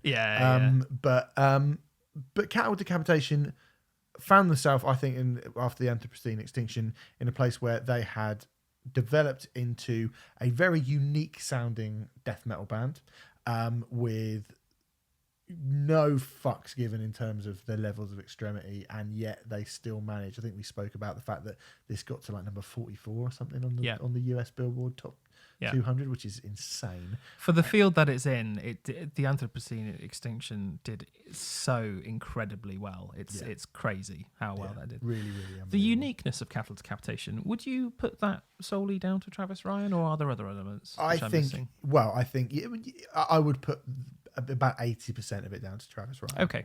I think, they're obviously a very, very talented group of musicians. I think they write really, really good songs. I think they have a very excellent command of their instruments and of the vibe that they're trying to create. And the vibe that they're trying to create is quite a rare thing in death metal. Maybe not so much in grindcore, which is much more of a sort of cross-punk, left-leaning, genre, whereas death metal can be a bit more rednecky. You know what I mean? How does the vibe differ? Oh, so it's in the fact that it's more liberal as opposed to conservative. Death metal there is like, it's not always that way inclined. And I think they are conceptually minded as a band. The That's Anthropocene definitely true. Inception was a kind of a concept record, and this is, I think, a kind of follow on from that. There definitely seem to be themes which are there's very similar themes on both records about sort of the world going to shit, basically, environmental concerns and causes and so on and so forth. And they draw from their kind of imagination of what the world will look like if we continue down this this path of how the way the environment is treated. It's an interesting conceptual idea for an extreme metal band to have. It's not just about blood and guts and torture and murder and rape and violation and all that kind of really shit typical stuff that lots of death metal has been about. So it's interesting because it's still an extreme topic, but it is something that is actually potentially a reality. In fact, it's looking like it may well be a reality, which is fucking scary. But it actually feels real, as opposed to demons like ripping apart a lady by her genitals or something like that. Which is what your solo album's about, isn't it? Yeah, thanks, mate. Yeah, but it's a trap, like a sort of SoundCloud rap thing. So sell 1 billion copies of it. So anyway, this also is the band's first album to feature a second guitarist. I have to see if I can say this person's name right. Belisario Di Muzio, and new bassist Olivier Pennard. It's also their longest record at 55 minutes. Renfrew is pulling a face as the kind of anal timekeeper that you are, Renfrew. Anal timekeeper, I like that as a nickname. Yeah. Oh, look, it's the anal timekeeper. Yeah. So that could have many different connotations, couldn't it? Yeah, it could be. Sorry. So I mean, how do you feel about it lengthwise? Because I think you can only handle, I don't mean you, I mean one can only handle, most people can only handle this amount of brutality for a finite amount of time. And I've spoken many, many times about the seesaw of getting it from this is good, this is all good, to suddenly tipping over like, I've heard it all now. It will probably come as no surprise to anyone that I do think this record is too long. But when I loaded it up and I saw 55 minutes, I was like, 55-minute death metal album. It went quicker than I expected it to. I do still think it is too long. But from the reviews that I've read, this is supposedly Cattle Decapitation's most melodic album. Do you agree with that? Yeah. I mean, we should remember that this is a death metal album, so to say it's their most melodic album. There is one song on it towards the end. I'm fairly unfamiliar with the song titles, actually, I have to be honest, but I think the penultimate song is like all sang with like piano and stuff like that. It's Time's Cruel Curtain. Is that the one? Or the Unerasable Past? It's the Unerasable Past, yeah. Isn't it? Yeah. It's a full blown. I mean, I stopped short of calling it ballad, but it's not a It's not a death metal song. No, I think by that point in the album, I was like, oh, I wish you'd done that a little bit earlier, because it felt a little bit too little, too late. It's also, I'm not going to say that it's not a song, but it does feel like an extended interlude. That song, maybe. As opposed to a song. There's a couple of interludes on this record, which break it up quite nicely. Which is probably part of the reason that it doesn't feel like 55 minutes. But for my taste at least, I'm well aware that the majority of Cattle Decapitation fans aren't going to give a shit that it's like 55 minutes long, and are actually going to be quite happy with the length of it. But for my taste and for what I like in music, we talk about dynamics all the time, yada yada yada. This may well be Cattle Decapitation's most dynamic record. But for me, I don't think in the grand scheme of things it's that dynamic. There are definitely dynamics on it, but I don't think it's super, super, super dynamic, is it? Really? Yeah, for a death metal record. For a death metal record, sure. Yes. For a death metal record, yes, it is. And like you say, I guess you have to kind of judge it from within what, as I mentioned at the start, a genre which has a very tight framework for you to walk, to kind of maneuver in. Yes. And the fun, I think, and the best bands are the ones who kind of manage to maneuver that in the most unusual ways. And I think Cattle Decapitation absolutely do this. Yeah, I'll give them that. What I would say to that is, when I will agree with you, is that I do think this record is too long. I don't know what I would take out of it to shorten it particularly. I think there's about 2/3 in, there's a couple of songs where it starts to blur a little bit, which I didn't get from the Anthropocene Extinction. So I think 10 minutes shaved off of this would have been equal to a very, very fucking good record. Although what I would say, sorry, just quickly, is that I think this album's really good. Mm-hmm. It's really good. I don't love it as much as, not just the length of the Anthropocene Extinction. I think this, to me, marks the point where the changes in Cattle Decapitation's career have slowed down and a lot subtler. Okay. Than they were maybe from if you go right back, which is inevitably going to happen to any band. Yeah.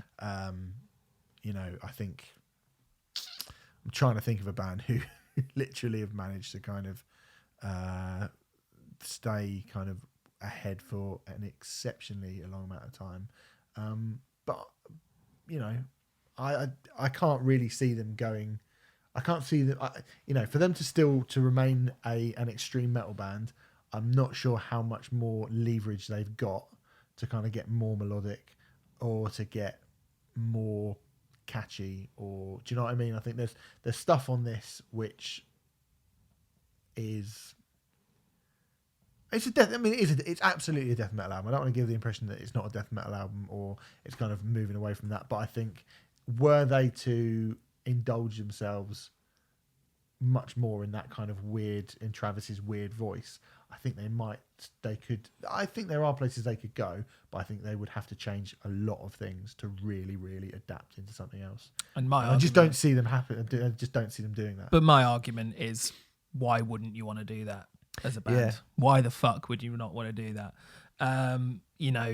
We've discussed this a lot in terms of like the AC/DC approach or the Slayer approach, or like the bands who like do their thing, they do it very well, and they do it again and again and again and again, and then that's it. And there are a certain I can't strictly say that of Cattle Decapitation.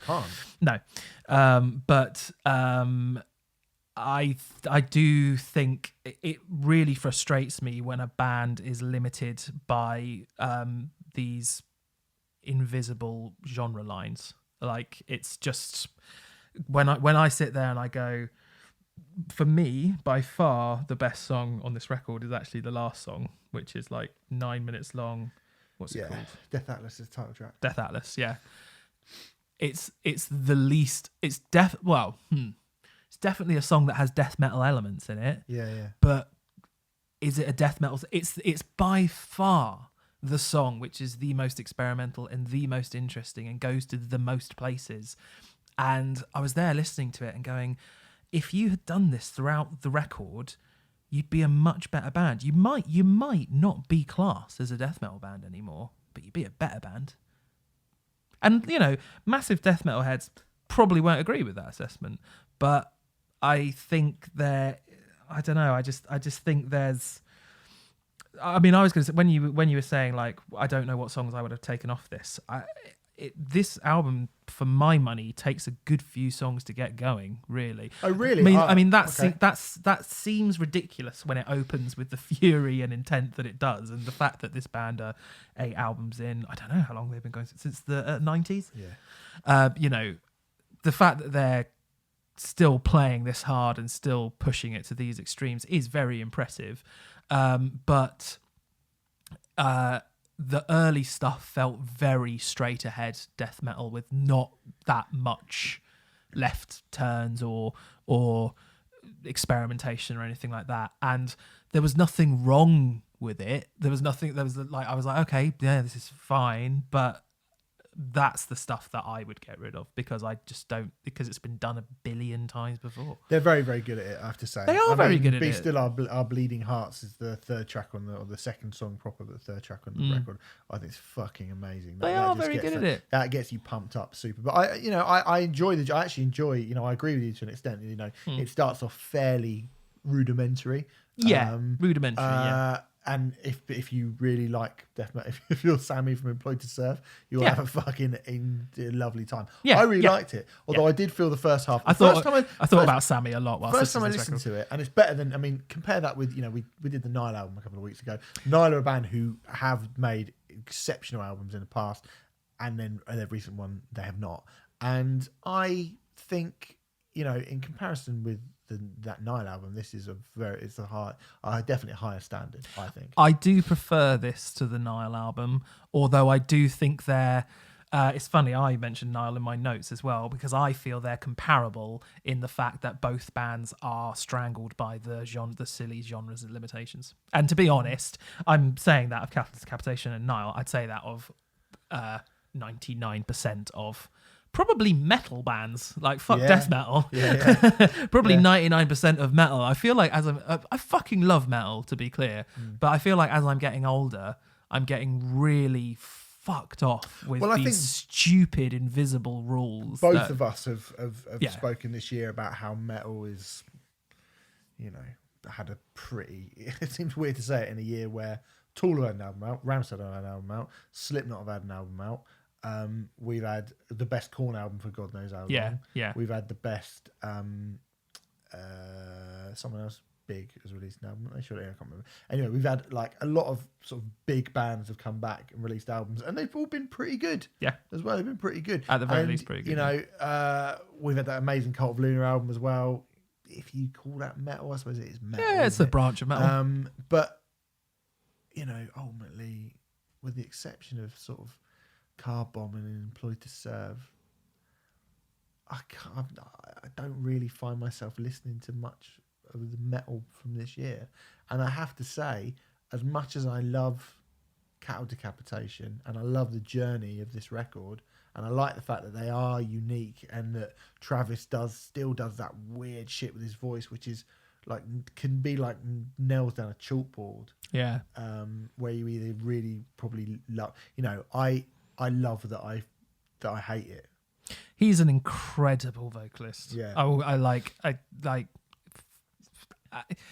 I remember when I first heard the Anthropocene Extinction, I thought it was two different vocalists, and I'm still stunned that it's all the same guy. I just think it's fucking absurd. Yeah. Like, the guy is amazing, and when there's bits, there was a bit that I wrote down for the title track where he kind of sounds like a cross between Nick Cave and Danzig. Yeah. He can do some really, and these are like, they're not influences that you would normally bring up in a lot of death metal acts. I think there's times where he sounds like almost like more strained Brent Hines, but then he can do all the growly shit and stuff. Like, he is a phenomenal talent, and I can't say anything like bad against him really on a technical level. He's really great, but I mean, I don't know how much I'd come back to this album. I think that's the thing.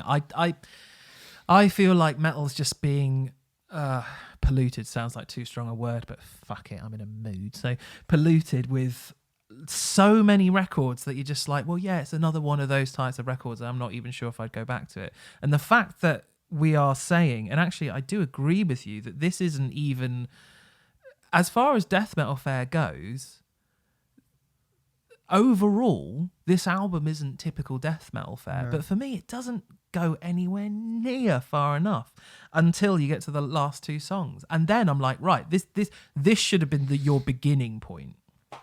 That's how I feel about it. And that's like, and I feel like other genres are doing that and would have those, obviously not those exact songs, but those levels of experimentations as the beginning point. And I feel like we have this weird stranglehold with metal, with certain sections of metal, with a lot of metal, where it's just sort of kept within these stupid invisible boundaries. And like, if it doesn't have blast beats, if it doesn't have this amount of screaming, if it doesn't have, this, then it's not going to be classed as metal or whatever, and it's not going to be good enough.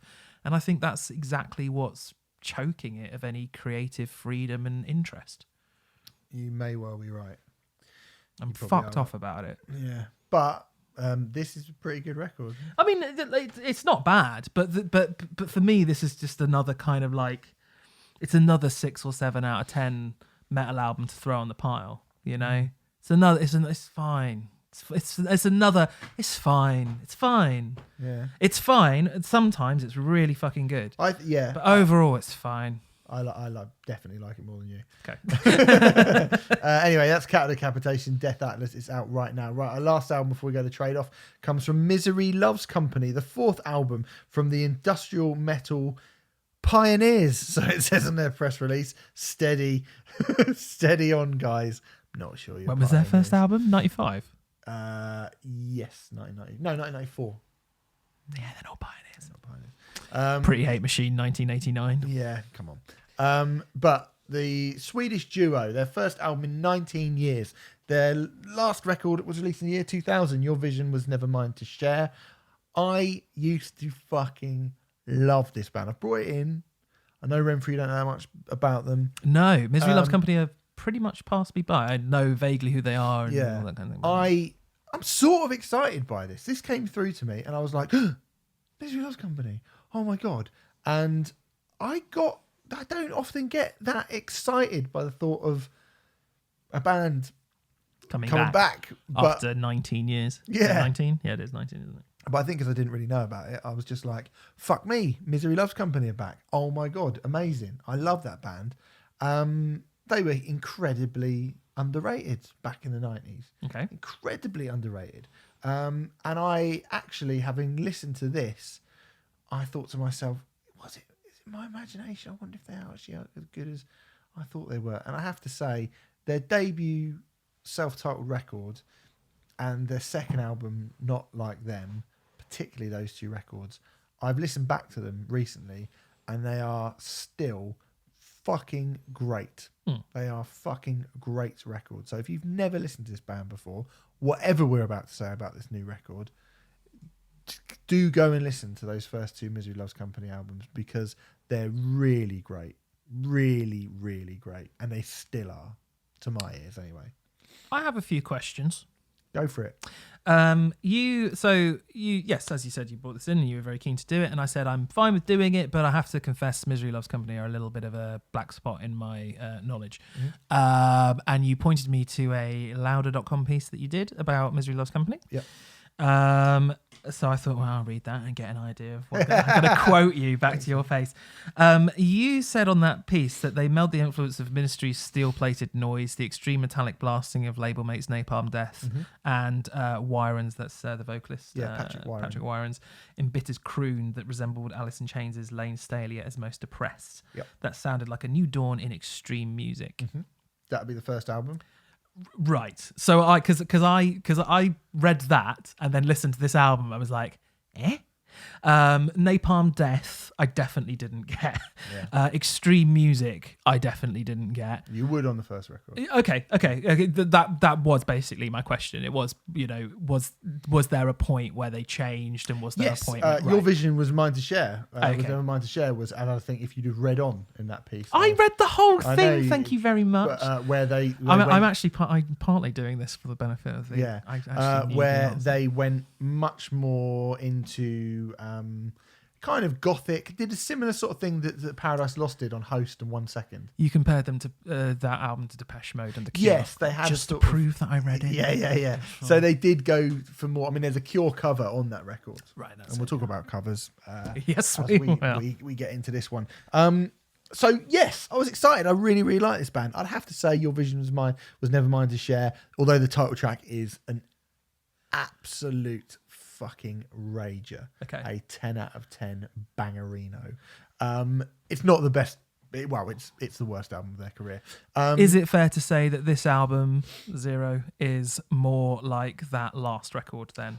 I think this new album, Zero, is that last album trying to be their second, maybe not so much their first, but their second album. Oh my god, this feels meta as fuck. Okay. Yeah, it is. So what I mean by that is Misery Loves Company are, as you would expect from the name, a frightfully depressing bunch of chaps.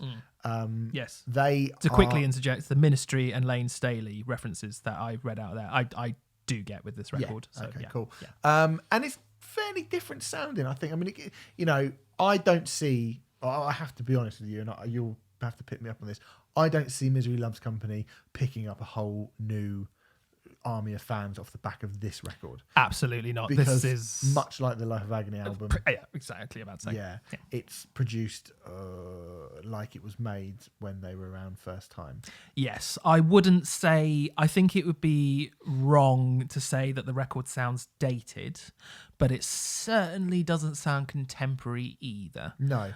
Much like the Life of Agony record, it sounds, it's done in a modern way, but if I said of that record, if you told me it was released in 95, I wouldn't have batted an eyelid. Yeah. If you told me this album was released in 98, I wouldn't have batted an eyelid either, sure. I don't think.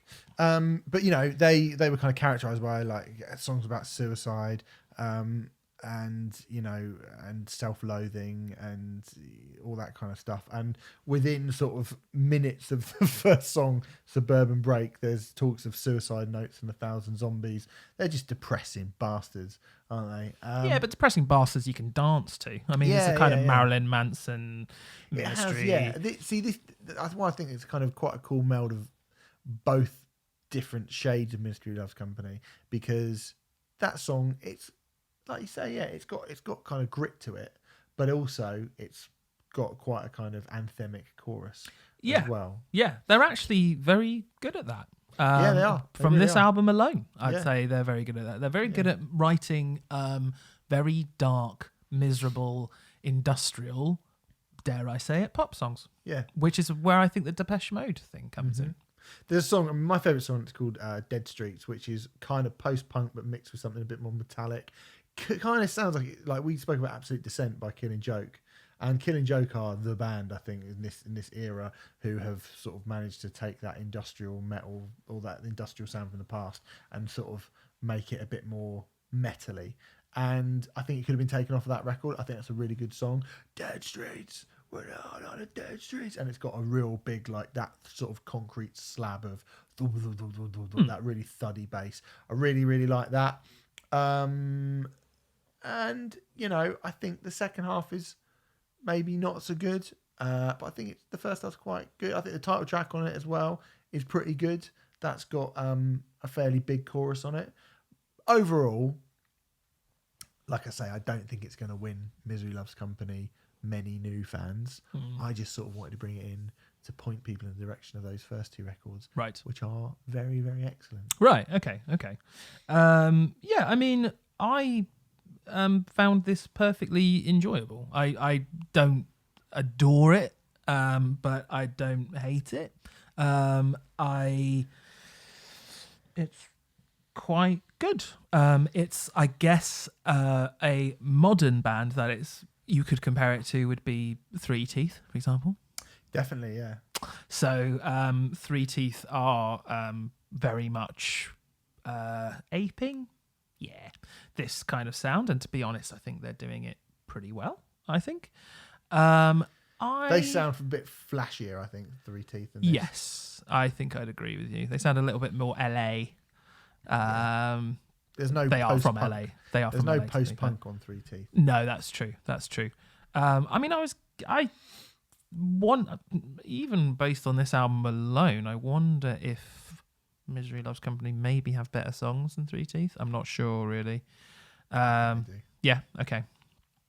But yeah, generally, I thought this was. I mean, it does sound like They do sound like a product of their time, I guess. And I can't really imagine, unless someone turned around to me and said, "Oh, I've just discovered Marilyn Manson and Ministry and Nine Inch Nails, and I fucking love them. Who else is like that?"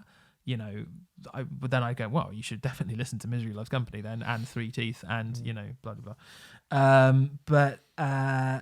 Yeah, for the most part, I'm just like, yeah, this is really good. The one part where I'm not so much like that is a cover in the middle of the album, which is a bit weird. Well, they're good at covers. Right. So there's a decent cover of The Drowning Man by The Cure on Your Vision Is Never Mine to Share, which I mentioned.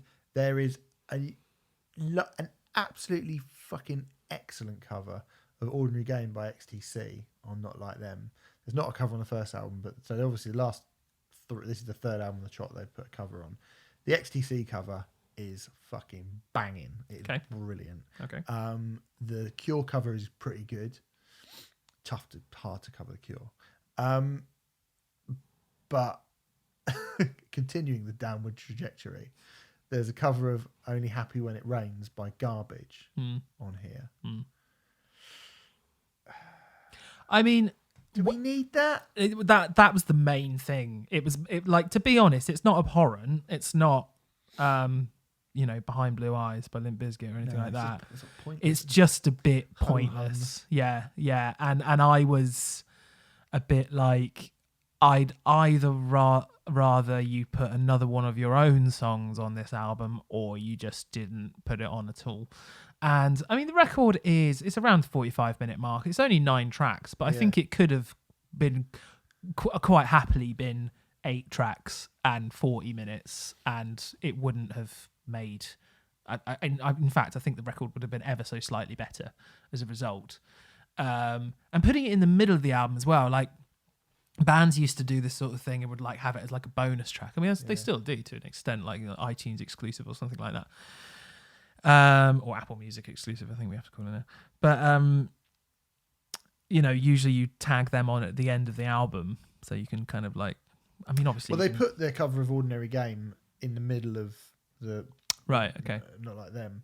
And it's a bold I didn't move. know it was an XTC. This is back when I didn't know XTC really, apart from Making Plans for Nigel, and so I was just like, oh, that's a different song. Yeah, it's a bold move, and I think if you're gonna do, I always think covers on albums of mainly original material, a bit of a weird thing anyway, to be honest, because they pull me out of it so much more. If I know the song, certainly. It's weird. Like, I mean, what's weird about this one is it's like, again, if you listen to the XTC original, to keep going back to that cover because it's just them being really good at doing a cover. If you listen to the XTC original and then you listen to the Misery Loves Company version, it's completely different. Right. Completely different. Right. Whereas listen to this and you're like, it's basically the same. Well, it's a very famous song as well. Yeah, they've taken the Alien Ant Farm Smooth Criminal approach of just basically making the production sound shinier and snazzier and turning the distortion up on the guitars more or less. Yeah. And it's fine. It just feels totally unnecessary. It's not embarrassing. It's just not particularly good either. Just a bit of waste of time, really. Yeah. But apart from that, I quite like this. But then I would say I really like them. I think you should all go and listen to the first couple of records. So yeah, I think after you saying that, I would be very interested to listen to the first 2. I think this is fine. I mean, is this their worst album or is it their second worst album then? It's their worst. It is their worst album. Yeah. Okay. Well, look, if this is their worst album, then that definitely makes me want to check out the other records. If this is their supercharger, then I definitely want to check out the other 3 albums. Absolutely. So fair play. Sweet. Misery Loves Company 0 is out now. Going into the first 2 records. And so their first 2 records. All right, let's go. Let's do Trade Off. Oh, I'm excited about this. Renfrey, how do you want to start? Because obviously Fall Out Boy are the bigger band.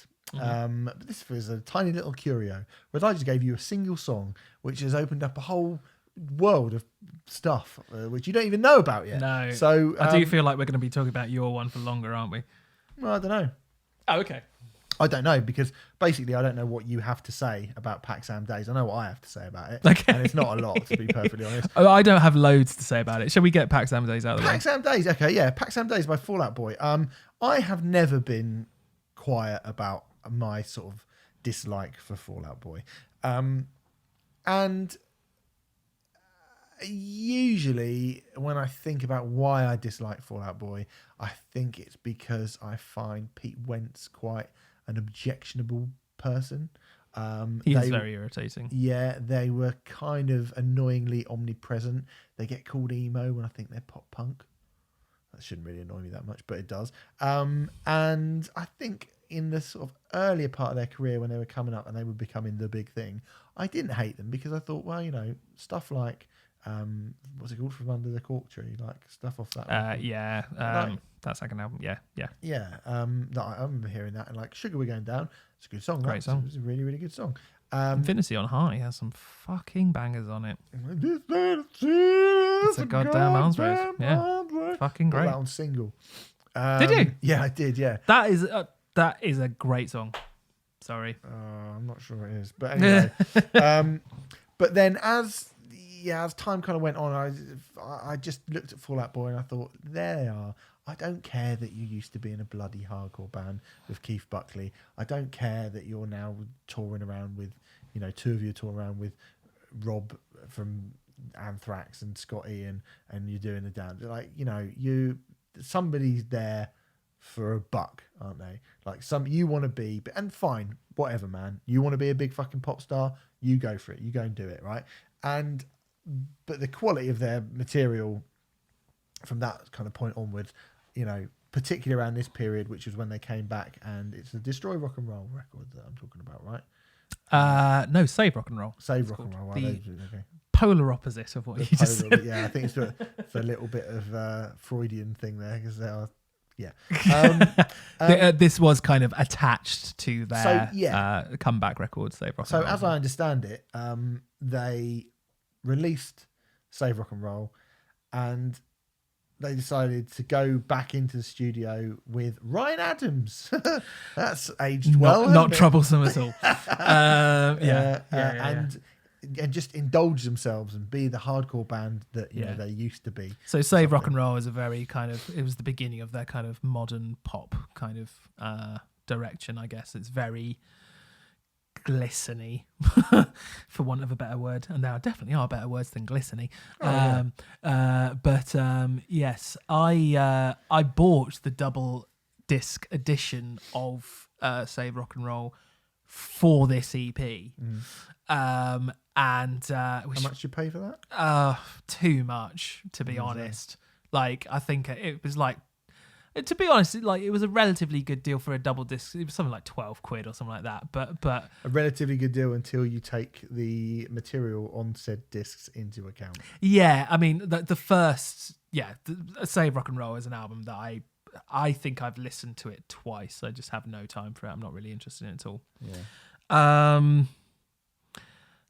I think Paxam Days is a really good, short, sharp, 13-minute hardcore punk EP. I don't think it's the best hardcore punk EP ever, but I think if you had no idea that it was the members of Fall Out Boy, if it was just a band and it came along, it's like a band from a new EP from a hardcore band, I don't think you'd ever guess that it was members of Fall Out Boy. Patrick Stump's voice is very recognisable. So yeah, but you could just be like, it's a hardcore band with someone who sounds a little bit like Patrick Stump. which would then okay. I don't hate this. No, I don't. I was a bit disappointed because you said to me like, "Oh well, when you hear this, and then I read, and I was like, "Oh, so they've done." Did I say that? You kind of did, yeah. Kind of, oh, when you hear, I think you'll be surprised. You were doing it. I think you'll be surprised, sort of thing. I'm going to give you Fall Out Boy. Oh no, it's a hardcore thing. I think you'll be surprised. Okay, right. So I read Joe Trotman saying Misfits, Black Flag, Descendants, Dag Nasty, anything late 70s, early 80s punk and hardcore was influenced in the creation of the music and the lyrical content as well. So in my head, I'm thinking of Descendants and Misfits, Black Flag, and all those bands. I'm like, oh wow, okay, fine, all right, cool. And then it comes on, and it's just sort of quite short Fall Out Boy songs. Oh, I think are a bit that aren't as well produced. I think it's somewhere in between those two. So yes, but it's not what I thought maybe they would really kind of scuzz it up. Because I looked at the length, I was like, oh, 1 minute 3, 1 minute 24, 1 minute 23. The longest song on here. Cold is the longest song, the last track, which ironically is probably the one I like the most on it. Oh, right, okay. Yeah. And I listened to it and I was like, if a band released this, you'd go, they're kind of not even, I don't want to be a cunt being like, it's not hardcore, but it's barely even, like, it's kind of quite fast punk, but is it that much different from, it is much different from Mania if you listen to like the recent Fall Out Boy stuff. Yeah, it is. And it is fairly different from like the early stuff, but it's not like, I really expected to go, oh my God, like when we got the Can't Swim EP. Yeah. And who are not as big a band at all. Yeah. And, that Can't Swim EP is completely different. That Microwave album, you go, this doesn't sound anything like these bands. This still does sound a bit like Fall Out Boy. Yeah, to an extent. I think if this was released and it was just an other hardcore band, I think people would be like, it's the more melodic end of hardcore and is the least heavy hardcore end of the spectrum. Ever, I not in terms of quality, to be very, very clear, but in terms of like a heaviness sort of vibe. Movie Life? I was gonna say sort of higher. Is it higher power? Higher power and Shelter to a degree, and even maybe a bit of Turnstile and stuff like that. It's that kind of level of heaviness. It's not that quality at all. But I think when Turnstile go, obviously Turnstile do way more stuff. I think you're cherry picking a bit of Turnstile there. When you say Turnstile, you're cherry picking. Maybe I am the more melodic kind of. You're thinking of Moon and stuff. I am thinking of Moon. Yes, exactly what you're thinking of. Which, if they wrote a song as good as Moon on this EP, then I would sort of go, all right, you got me. But and to be clear, they have not. They have not. No. No. It's interesting, but it's an interesting curio. It's interesting in a kind of. It's the best thing that Fall Out Boy have released since they've come back. That is staggering, because it just passed. I just went because I thought I'm going to have loads to talk about how obviously Pete Wentz is a massive Misfits fan, and which I'm sure I'm not even being like, well, they're not real punks or whatever. Like, I'm sure they love all that stuff. Yeah. I'm guaranteed. I know they do. Yeah. But this ain't it, mate. No. But I do think if this came out and I was about to say, if this came out on Holy Raw, would anyone be surprised? This wouldn't come out on Holy Raw. No, it wouldn't. Sorry. That's a ridiculous thing to say. But I think, I was just like the Angel Dust album. Yeah. Like, when that came out, and we were like, a bit poppy, this, isn't it? That's actually... It's sort of hardcore, but it's a bit poppy. And I haven't listened to it since. That's how I feel about this. Yeah. I probably prefer this to the Angel Dust album, but yeah, I do actually see where you're going from. I can't remember what either of them look like, and I listened to this twice today. Well, you listened to it twice, so you can't have hated it that much. Well, I had to, didn't I, for this, so that this conversation could happen. I had to listen to it. But anyway, well done for trying. I mean, this is both you and Fall Out Boy. It does feel like that this is one of those trade-offs where I'm like, this is going to be really interesting. And actually, I have to admit, because I hadn't listened to this album before, I hadn't listened to this EP for ages before I gave it to you. And when I went back and listened to it, I was like, not actually as interesting as I remember it being. So kind of fucked up slightly there, but you know.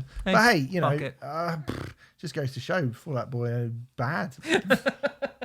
And speaking of which, I didn't give you an album, Renfrey. No. I gave you a song. I gave you a video. You gave me a video. Really. I gave you the song Bingo by the band Catch. Now, for a little bit of backstory into who Catch were, because if you're listening, you probably don't know who they are. The song was released in September 1997. It is Catch's only top 40 hit. It reached number 23 in the UK charts. They played it on Top of the Pops. Catch are a three-piece band who were around during the kind of the very, very height of Britpop. So 1996, 1997, the height of Britpop. They formed when the three members of the band, vocalist Toby Slater, bassist Wayne Murray, and guitarist Ben Etchells, all kissed the same girl at the same party, and that is how they formed. Hey guys, we've all just got off with the same girl, let's start a band. Fuck right off. That is actually how they formed. Wow. So I'm speechless. You know earlier you were like, this is an interesting way how Lindemann well, that is an interesting way of a band to form. Can you imagine, like, we bonded over all getting off with the same girl at a party, and now we're going to start a band together? Like, how does that conversation come up? The whole thing, Renfrey, is just immediately seedy. It's funny that watching this video made me feel about as uncomfortable as you telling me that story did. Because there's nothing overtly... There's just an aura of... Yeah.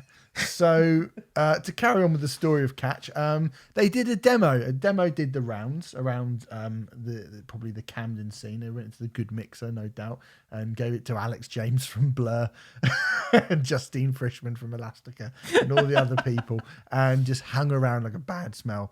And eventually were picked up by Virgin. 2 singles were released. They went into the studio, recorded their album, released 2 singles, Bingo being the first one. The other one was called Dive In, which reached number 44 in the charts, unlucky.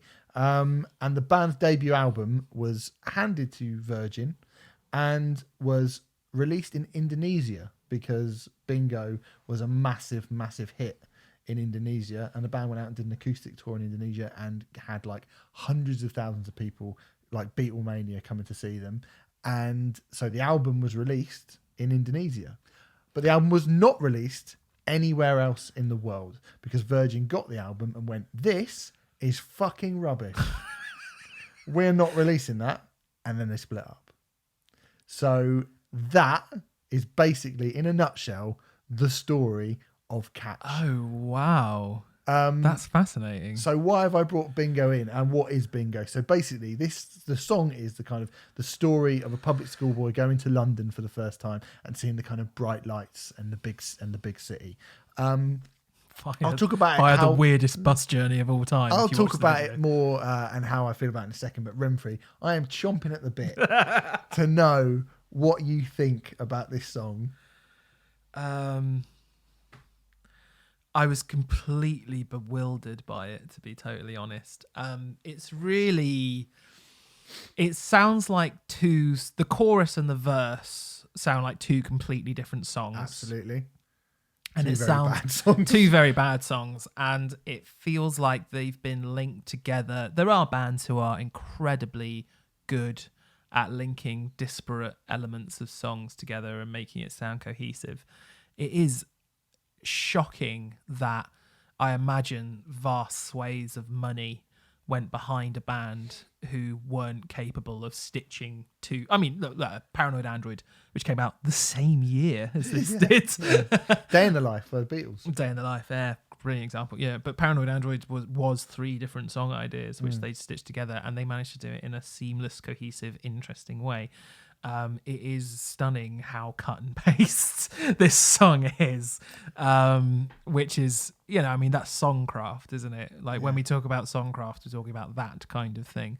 And then it's just sort of, I mean, it's very of its time. I guess you made me watch it with the video, which didn't help with its time. But I think even Sans video, I would have been like, well, this is from the 90s, late 90s specifically. It has some questionable lyrics. Yeah.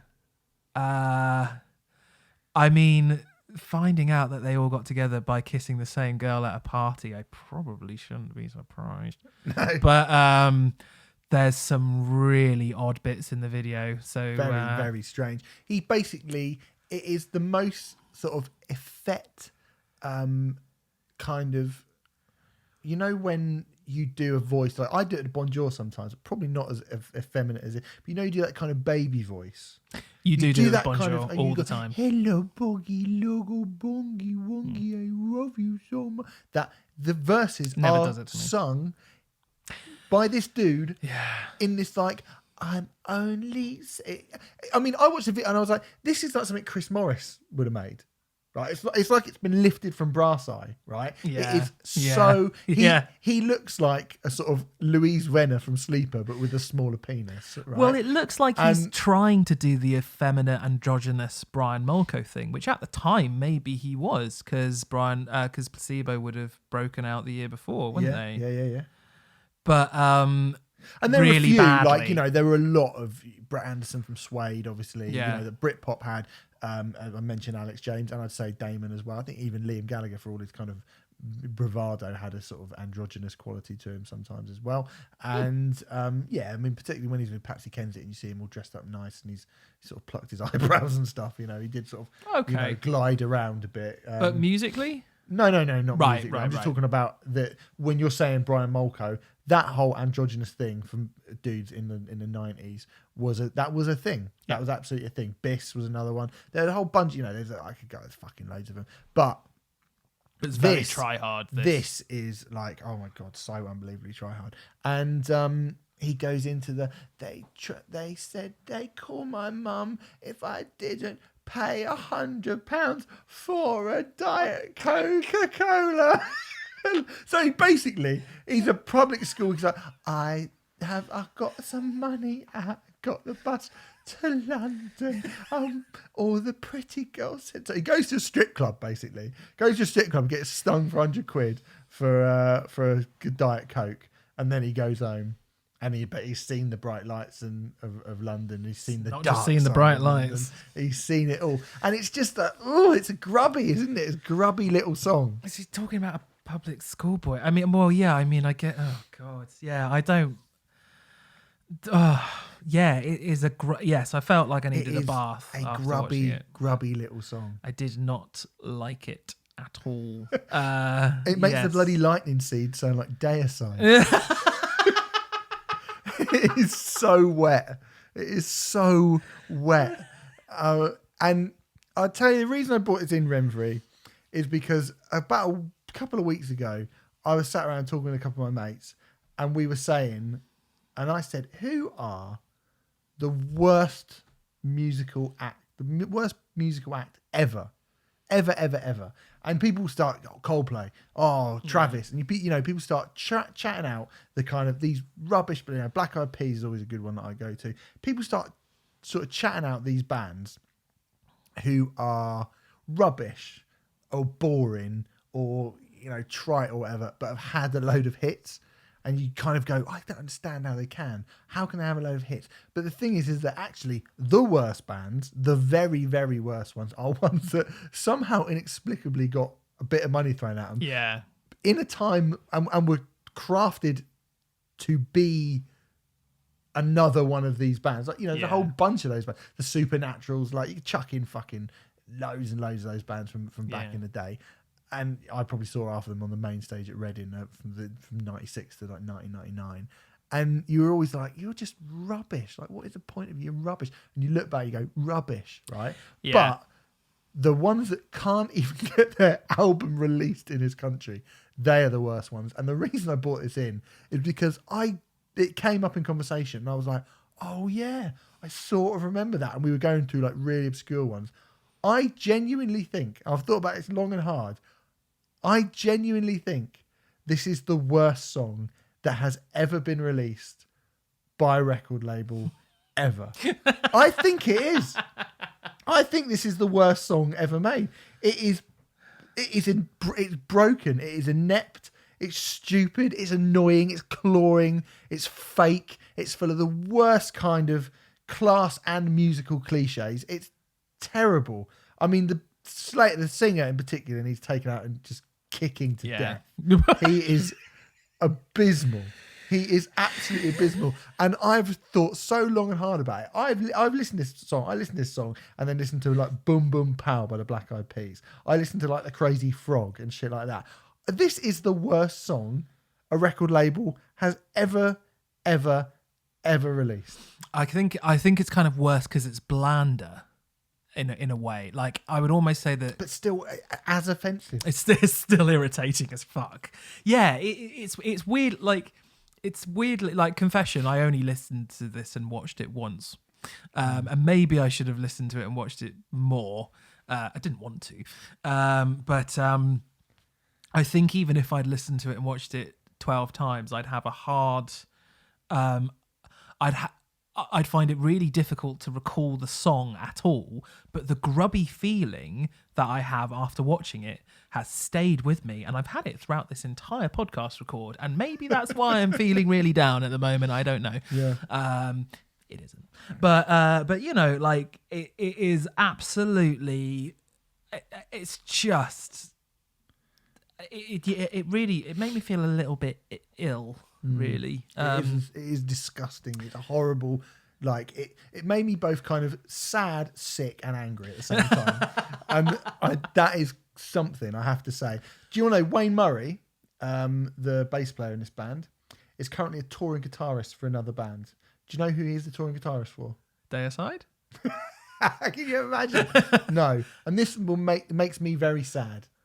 He is the touring guitar player for the Manic Street Preachers. Wow. What the fuck are they doing? I mean, that shows how far they've fallen. So the Manic Street Preachers met at a house party in Wales and they'd all kissed the same girl. And it was Richie Edwards. Oh, dear. So it is a disaster. It's an interesting look back at something that never happens in the music industry anymore. Because we are looking back at a time when the music industry was stuffed fat with money, and with a lot of just any skinny-armed, floppy-fringed dickhead could just come in. Well, a lot of those people who controlled the purse strings had lots of access to all sorts of Class A substances, which made their decisions and methodology fucked. Yeah, really backward.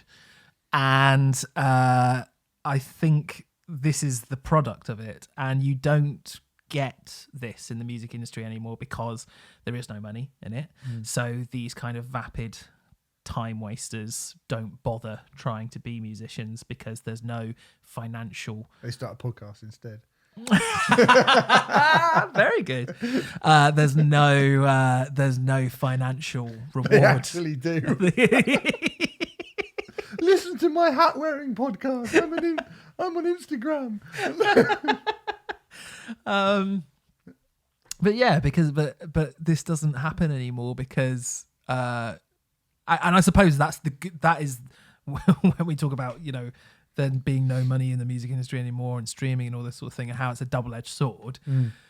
The fact that this has been eradicated is kind of the good side of it, I guess. Yeah, I guess so. I think I'd rather there were money. Put up with a couple of these. Yeah. Because at least these are funny. At least you look at them and you go, oh my God, but it's laughably funny, you know. Probably not funny for like some unsigned metal band back in 1997 when they saw these lot on their massive tour bus and their album didn't even come out, and they just went, we'll just write off that £2 million we spent with you getting to record at Abbey Road with fucking George Martin. I thought you were going to say probably not funny for that girl that they all kissed. Well, definitely not funny for her. I mean, if she'd been a little bit more kind of discerning with her tonsils, then maybe we would have had to put up with this shit.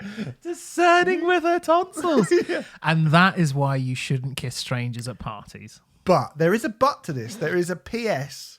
There is one thing about this which has meant that it's not just the worst song ever from this weird little band.